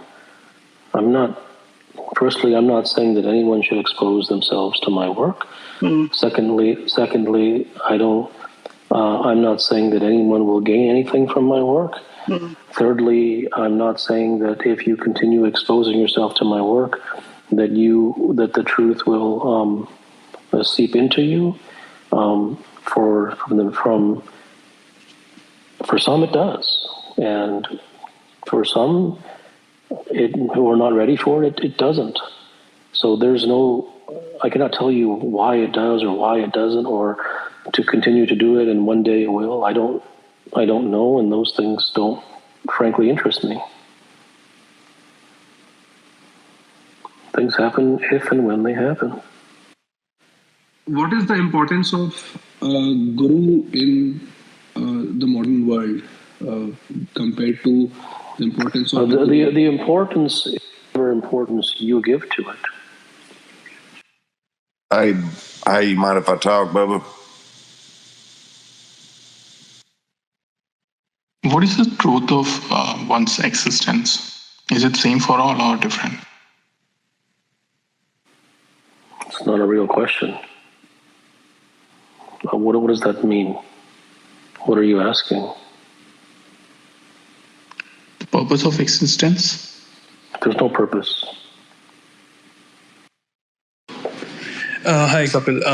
I have one question. I'm very intrigued by the idea of prescription. So, what frameworks can we have in today's time that can help us decide if this is a prescription which is getting handed to us consciously, subconsciously, and how can we Every decide single for thing ourselves? that you have been handed, and every single thing that you are handed, and every single thing that you ever will be handed is a prescription. And the reason for that is, in society, there is nothing else but prescriptions.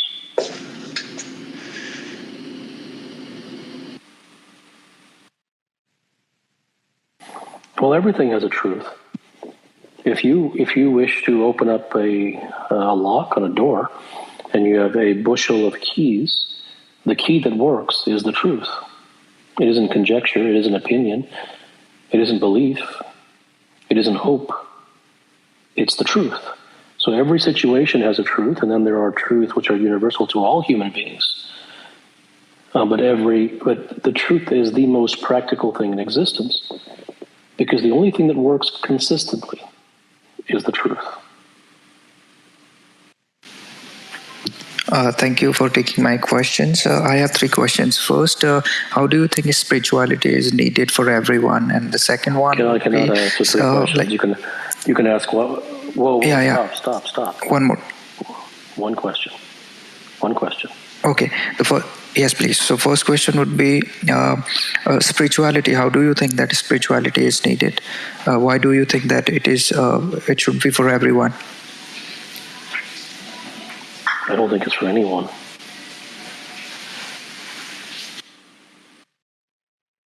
I think what you said, been saying is don't ask how and don't seek answers, but aren't those can be interpreted as prescriptions? And you said that. I didn't say that. Okay. I didn't say don't ask how, and I didn't say don't seek answers. You said that. Yeah. I said there is no how. Do you think if I didn't say not to pursue how. If you wish to pursue it, you can. Do not put words into my mouth.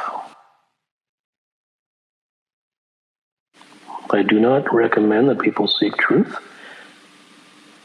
I do not say that you should not seek prescriptions. I do not say that you should not pursue methods or techniques or hacks. I do not say that you shouldn't listen to gurus or read newspapers or media or follow every societal tenet. I recommend nothing to you. Thank you for having me here. I have one question. You mentioned that whatever speaks to us, we should pursue that, and that would be our truth. The challenge, though, is there's a problem in this itself, that we are so conditioned that we wouldn't know if whatever we are pursuing is because it's the truth or because it has been instilled or somehow done the society has done that inception job on us, and hence we are doing it. For example, money. A human being has the receptors within themselves to feel what truly deeply resonates, despite the intellect, despite the fact that they cannot explain it. And that which is intellectual, that which is a chase. A human being has the capacity to know that. Hi, Kapil. What is your reason to share your work to others? I have no reason.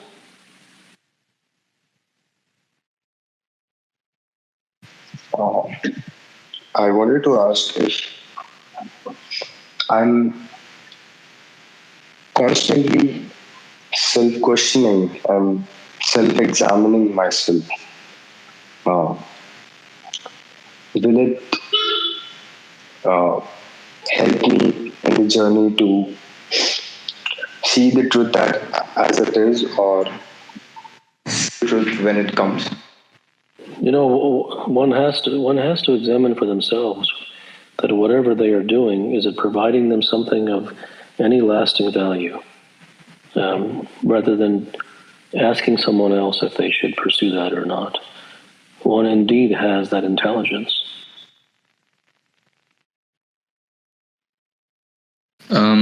After some exposure to your writings, I feel like I'm in some kind of void or some kind of precipice from the conditioning to the truth. Is exposure to truth and sincere examination the most effective way to completely erase all conditioning? Okay, that's a good question. The most effective way to arrive at truth is the exposure to truth. Now, combined with the exposure to truth, one must have a readiness for truth. One must have the DNA to seek truth. A DNA meaning one's sensibilities, one's nature. If one has the nature to seek truth, to turn his back on society, to go against the grain, and then that individual is exposed to truth, then yes, that is a most potent combination and extraordinarily rare. Thank you. What do you think is the truth about what's going on right now in the world with all these mandates and changes? Hi. My question is, why are we so fickle-minded? Why cannot we stay on one thought? Why does our mind keep jumping from one thought to the other?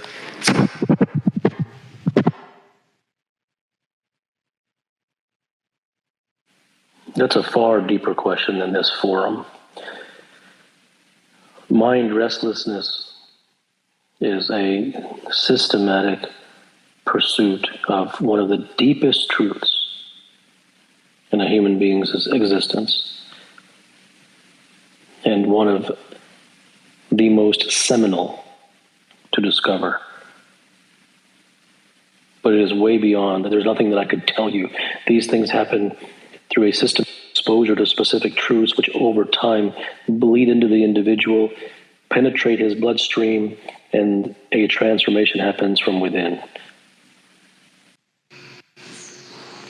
Hi. How do you distinguish between truth in the human realm and it's kind of hard to explain, but truth in science, like gravity exists and the properties of electricity, and truth in the human realm? I think truth is supposed to be something human. So how do you think about it? Is a good way to think about it as reality or life or consciousness? Well, truth penetrates everything. There's truth.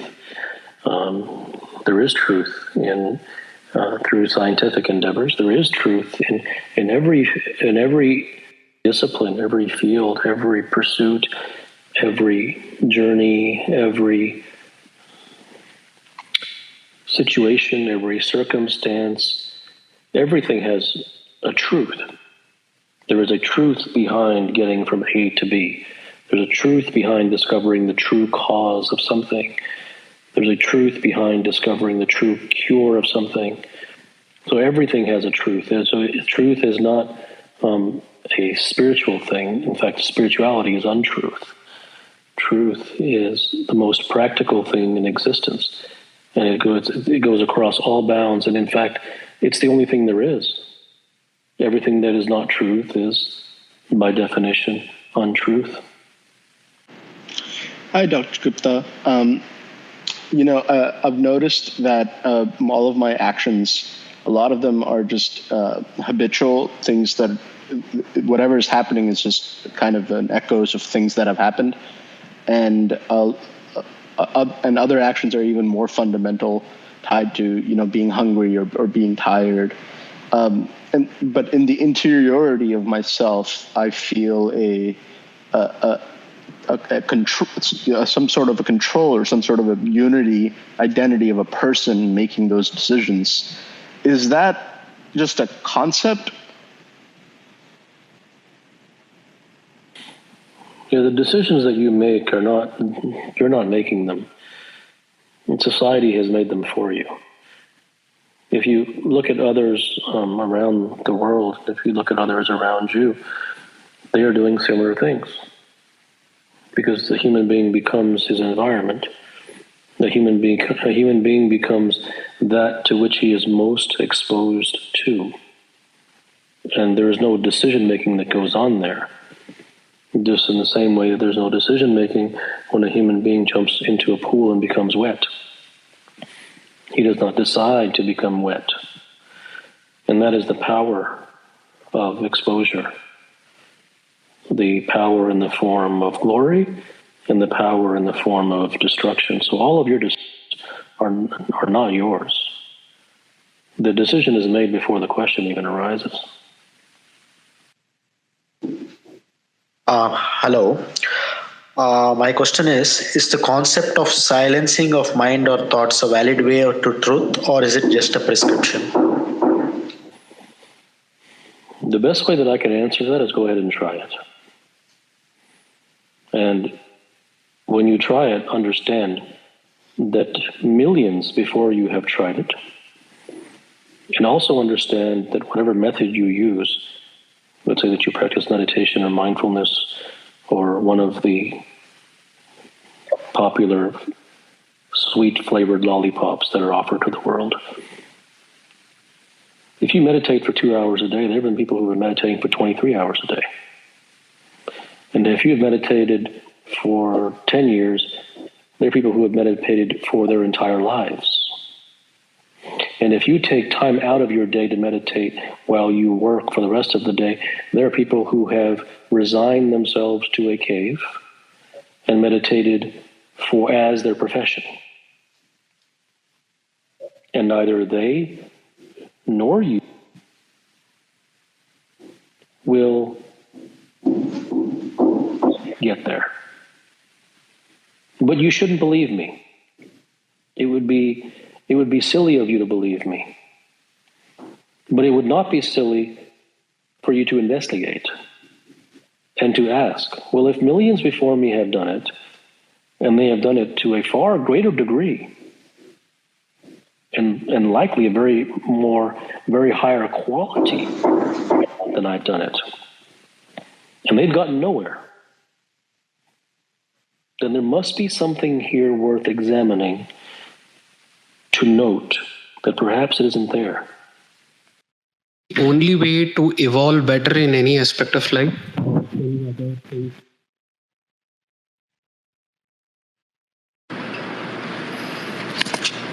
Yes, so my question is, when you're faced with fighting for your life against something as what I feel is corrupt as my own government, and you need the fortitude and the the power to go on, even though you feel you're a very strong person, you've been through a lot, as myself has been.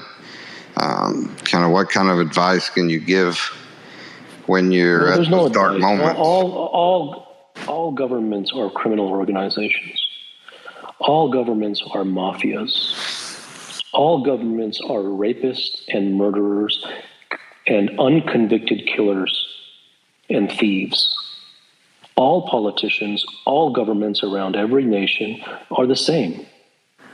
The same way that a slug is a slug.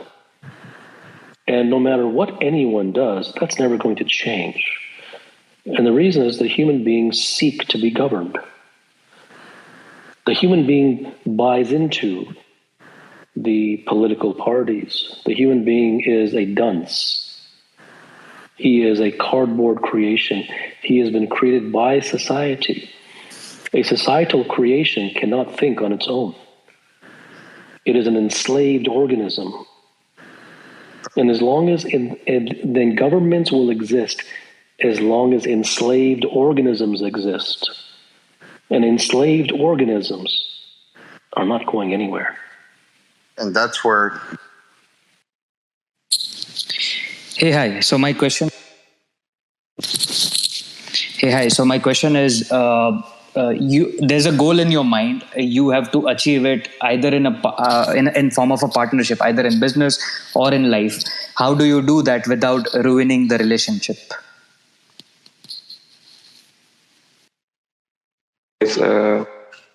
You said at the beginning of this conversation that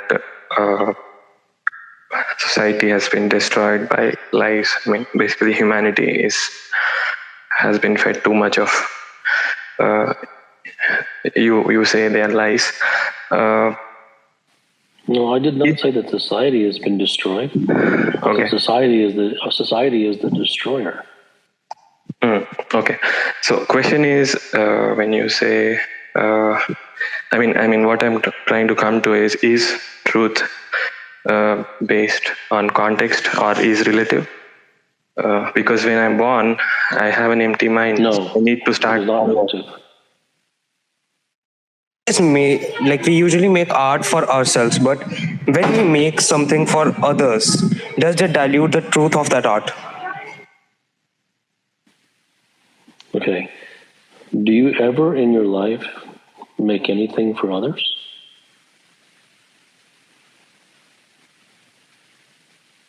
I think we make things for others too. Really? Why? Why would you make something for others?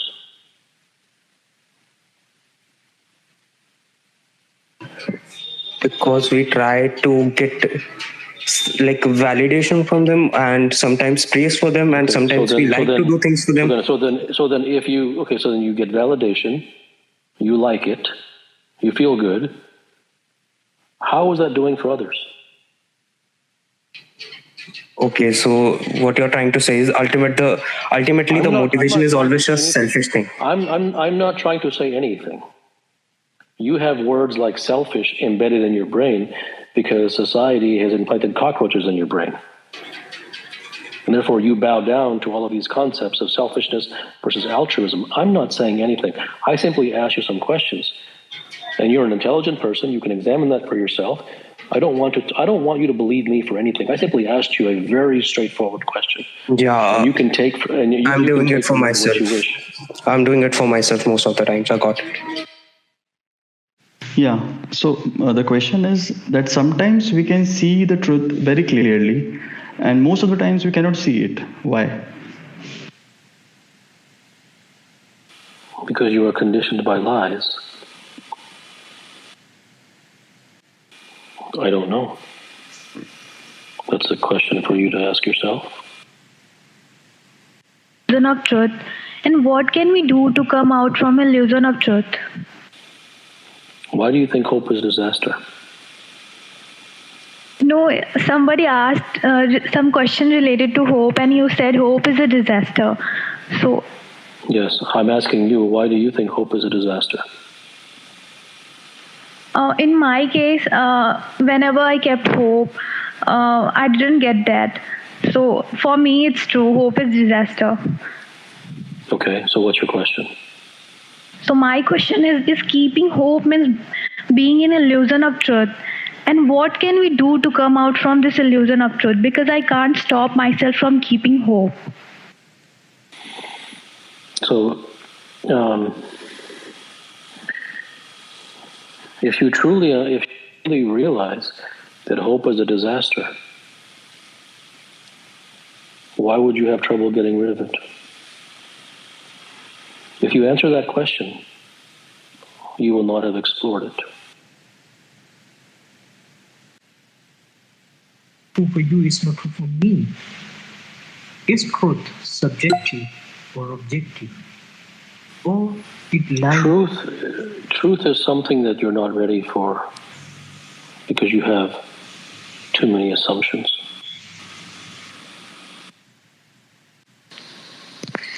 Hi there. I had a question regarding professional sports. I remember reading a quote from you. Your son had asked you, where does fear come from? And you had said, wherever there is a perceived consequence, there will be fear. When it comes to professional sports, golf, for an example, when you're on something other than, say, the PGA Tour, and your livelihood of making money and getting to the next step depends on you playing well, how exactly can you reconcile the fact that there is a consequence to how you play at that point? And I guess what would be the truth regarding that? Well, one will have to examine for themselves that if they play with consequences, regardless of how real or unreal those consequences may be, then does that bring out the best in them? Why should we not follow even the people who hone their skill by spending years and by not following them and not believing their single word? You can follow them. I didn't say that you shouldn't follow anybody. You can do whatever you want. What the last speaker asked, that actually there's no should. But in accordance to that, if I want to ask you that since we are living in a society, we are not living in a cave. So is it beneficial for an individual to see through the lies but still follow them to an extent? Because all the self-help, if I simply Google self-help books, it will tell me 10 ways how to make people, or how do I become financially independent, or so many other things. So quote unquote, it is helping me progress in society, in sort of filled with lies, but still I'm progressing. So do you feel that so if you find that something that says 10 ways to make you feel this or that, and it works, then that's not a lie. Sir, so just you one. Examine for yourself. Got it. So just one follow-up, that even if I'm not driven towards it, but I understand this fact that even if I'm not driven towards it, but if I do it as a compulsion, so that in this world filled with lies, I might quote unquote progress. Well, how can you progress? How can you progress if everything's a lie? Got it. You cannot so ultimately, you cannot progress. So you can read 10 ways to do whatever. You're only going to progress according to the blog post. You don't have to progress in real life. And there are millions upon millions upon millions who read the 10 ways to become whatever. And examine the evidence for yourself. Don't believe me. Examine the evidence for yourself. Where is everybody? What percent actually become a success? So if it's 10 ways to become happy, what percent of the world is happy? If it's 10 ways to become wealthy, what percent of the world is happy or wealthy? If it's 10 ways to find peace, what percent of the world is peace? And one thing that you will not be able to say is that they have not had access to the 10 ways to become peaceful blog post. All of them have, because these are published in the most well-known places that have readerships in the millions. So there's no mysteries here. The beauty of all of this is that you can see for yourself. The beauty of all of this is that you are not the first generation ever to be born. There are thousands of years of data before you. And there are millions of human beings of data all around you. Who achieves in any form or fashion, to any degree of consistency, the 10 ways to become anything? And if they don't, then even the most base logical person would reason that those things don't work. Not because they're listening to me, but because they have a brain. They have 3 or 4 neurons at least in that brain, and they can do the very rudimentary mathematics by looking around and finding out that if all of these things are out here, if the 4 noble truths and the eightfold path and Jesus' 10 commandments or Moses' 10 commandments and Jesus' words and all the religions and all of the spiritualities and the self-helps and the bestseller of how to, and the obstacle is the way, and read about stoicism, and ego is not the way, and this is not the way, and all of these things, they're not obscure. They are sold by the millions. They are on the bestseller lists. They are on the recommended reading lists of the Silicon Valley entrepreneurs. All the thought leaders have them published on their famous blogs and podcasts. So one can certainly not say that people have not read those, or listened to those, or bought those, or practiced those, or subscribed to those. And despite all of that, despite all of the wealth of knowledge from spirituality, despite all of the wealth of knowledge from the intellectuals, despite all of the wealth of knowledge from the Stoics, despite all of the wealth of knowledge from the Greeks, despite all the wealth of knowledge from the 7 Habits of Effective People and the latest guru talking about the latest business hack and how to do this and how to do that, despite all of that, where is everybody? Let's say, is 50% realized, enlightened, happy, successful, wealthy, whatever determinant that you wish to use? Okay, not 50, 40%? Okay, fine, not 40. 30%? Okay, forget 30. 20%? Okay, leave 20. 10%? Let's just go beyond that. How about 5%? 1%? A 1/4%? There's your answer. Thanks a lot. Thanks a lot.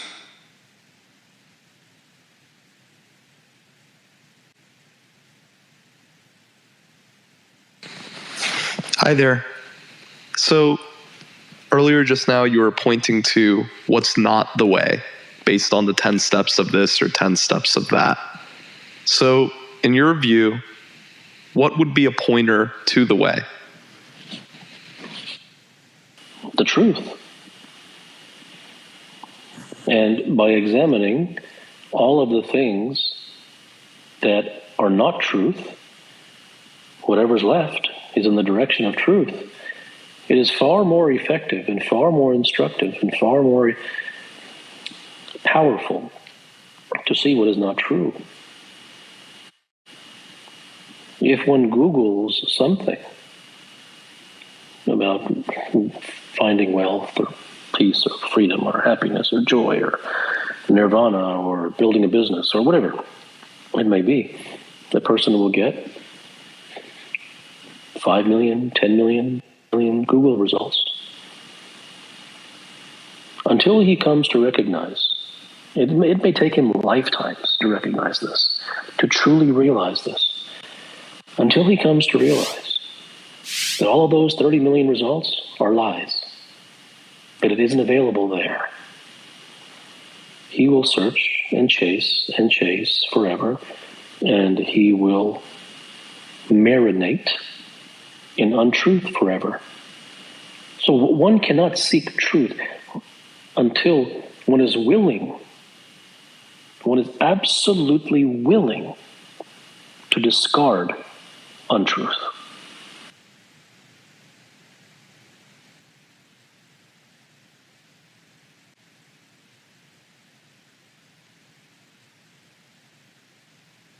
Speaks more to the masses or not? I don't care about the masses. I could not care less.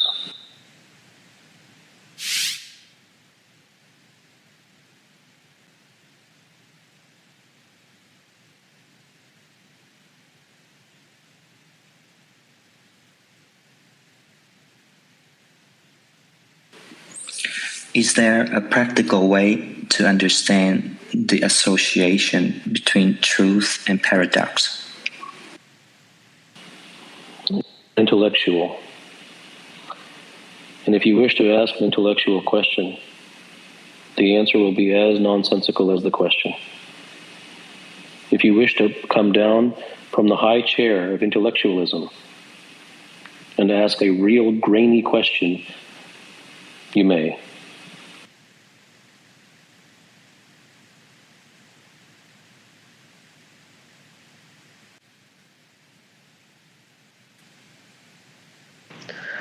My question is, why are illusions often so comforting?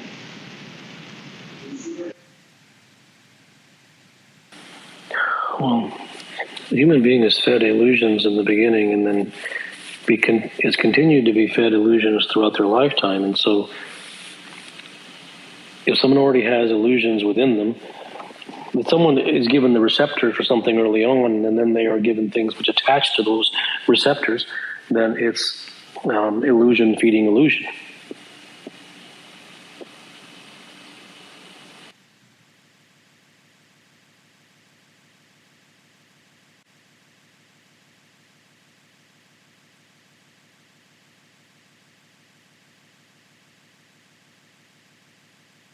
Is the notion of daily progress an illusion of the mind too? Yes.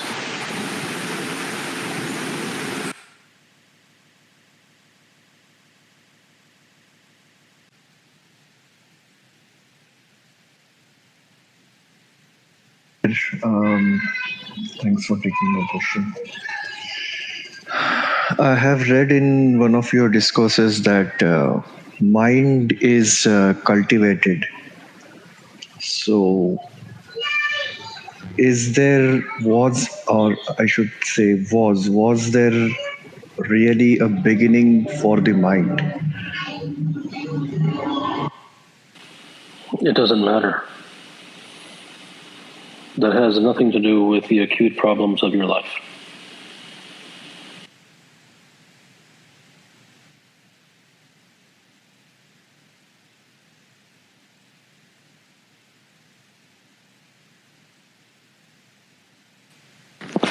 Hi, Kapil.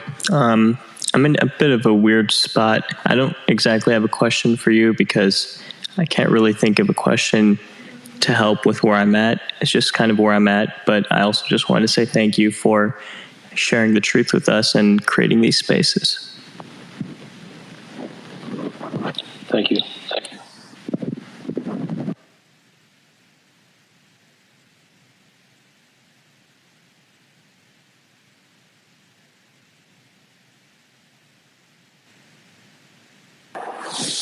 Is ignorance truly bliss, or is there power in knowledge? No, ignorance is expensive.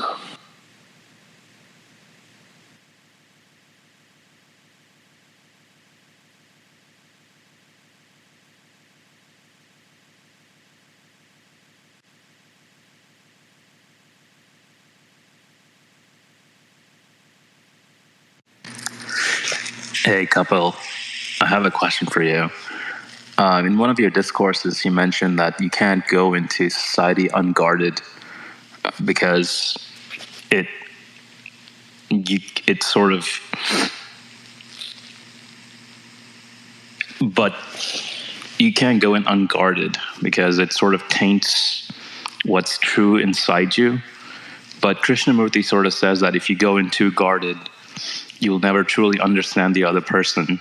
I'm trying to reconcile these. You'll have to ask Krishnamurti. You cannot bring someone else and a word from somebody else and then ask me to comment about their words.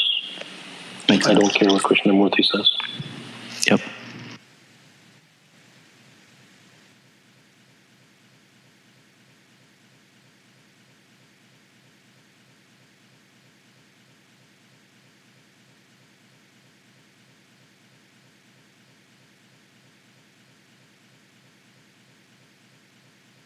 So the question is, what is the difference between spirituality and the truth? Spirituality is a lie, and the truth is the truth, and you shouldn't believe anything that I just said because you haven't realized that for yourself.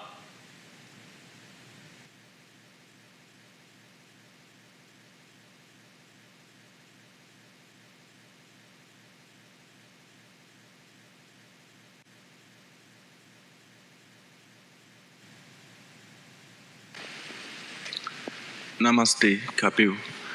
Is it possible for someone to attain to truth without the guidance of a guru? Is it possible to attain to truth without an exposure? You will never find, virtually impossible to find a guru, because the gurus that you will find are all prescriptionists. They are simply wearing sort of, the long hair and the incense and the facial markings. Today's world is a world of inauthenticity. Today's world is a world of artificiality. So whatever guru you find, he's going to prescribe to you, and that will be the single red flag that you will notice that will be a hallmark of untruth. If there are no rules, there is no good nor bad, then why does the truth only come to those who are sincere? Well, why do you think that there is no good and no bad and that there are no rules? I saw it on your discourse and experienced it for myself. Okay, so then you haven't okay, so yeah, because if you're taking my word for it. So because when you begin a sentence with if this and this and this and if this and this and this, you are implying that you're taking my word for it. Well, it's multiple factors, not just your word. So then there's no reason for you to say if there is no good and if there is no bad, if you have actually found that there is, in fact, no good or no bad or no rules. You wouldn't use the word if. If is a doubt. Right. So there's no spectrum of doubt. It has to be 100.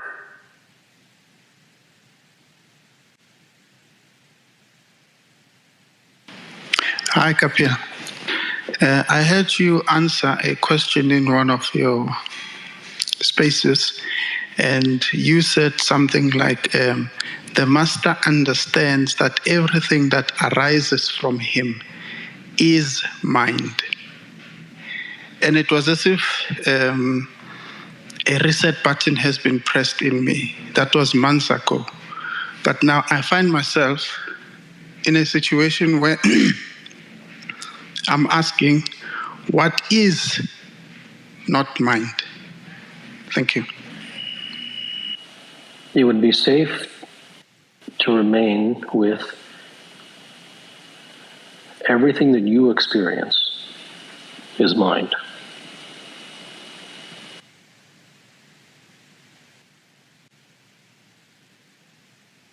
Hello, Kapil. So you have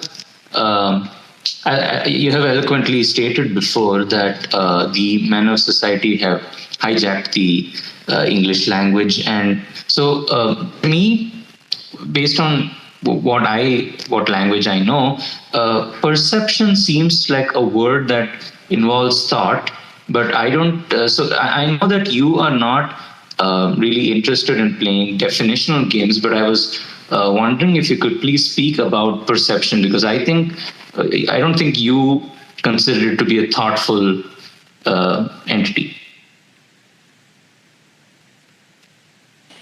It's too general of a question.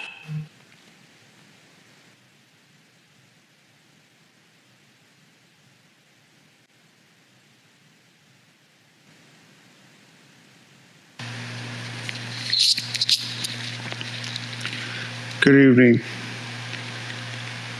Truth is the eye of the beholder.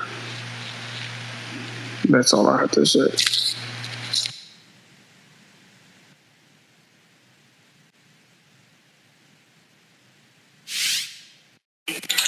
Hi Kapil. I have a small question. As human beings, we evolve as a species. In spite of receiving a proper education and living like 25 to 30 years in life, why is the human mind still weak to hear bitter truths actually? I cannot understand you because it's too unclear.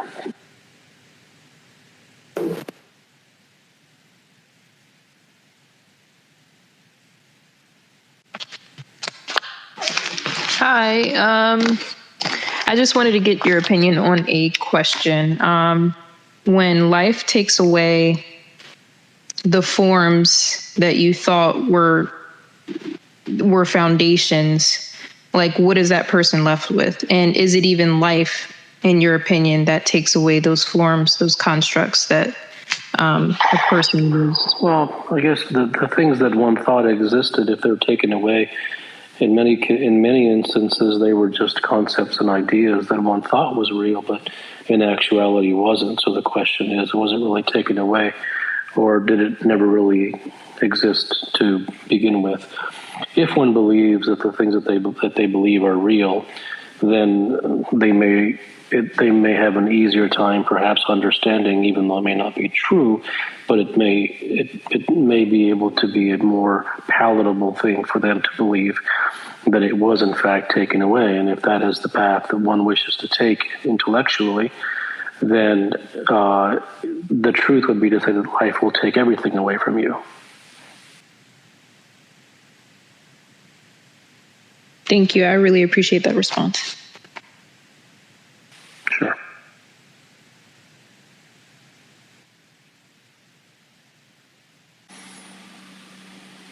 There are many questions to be answered, and it's more about the questions than it is about the answer. You should not do this if you don't wish, but it may help to mitigate some of the questions here. One may find some answers that they're looking for on the website.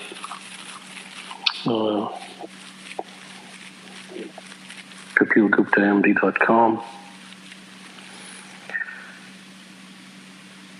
or somewhere else throughout my writings. They may or they may not. I don't recommend them to anyone. But it really comes down to the sincerity of the individual who is pursuing the truth.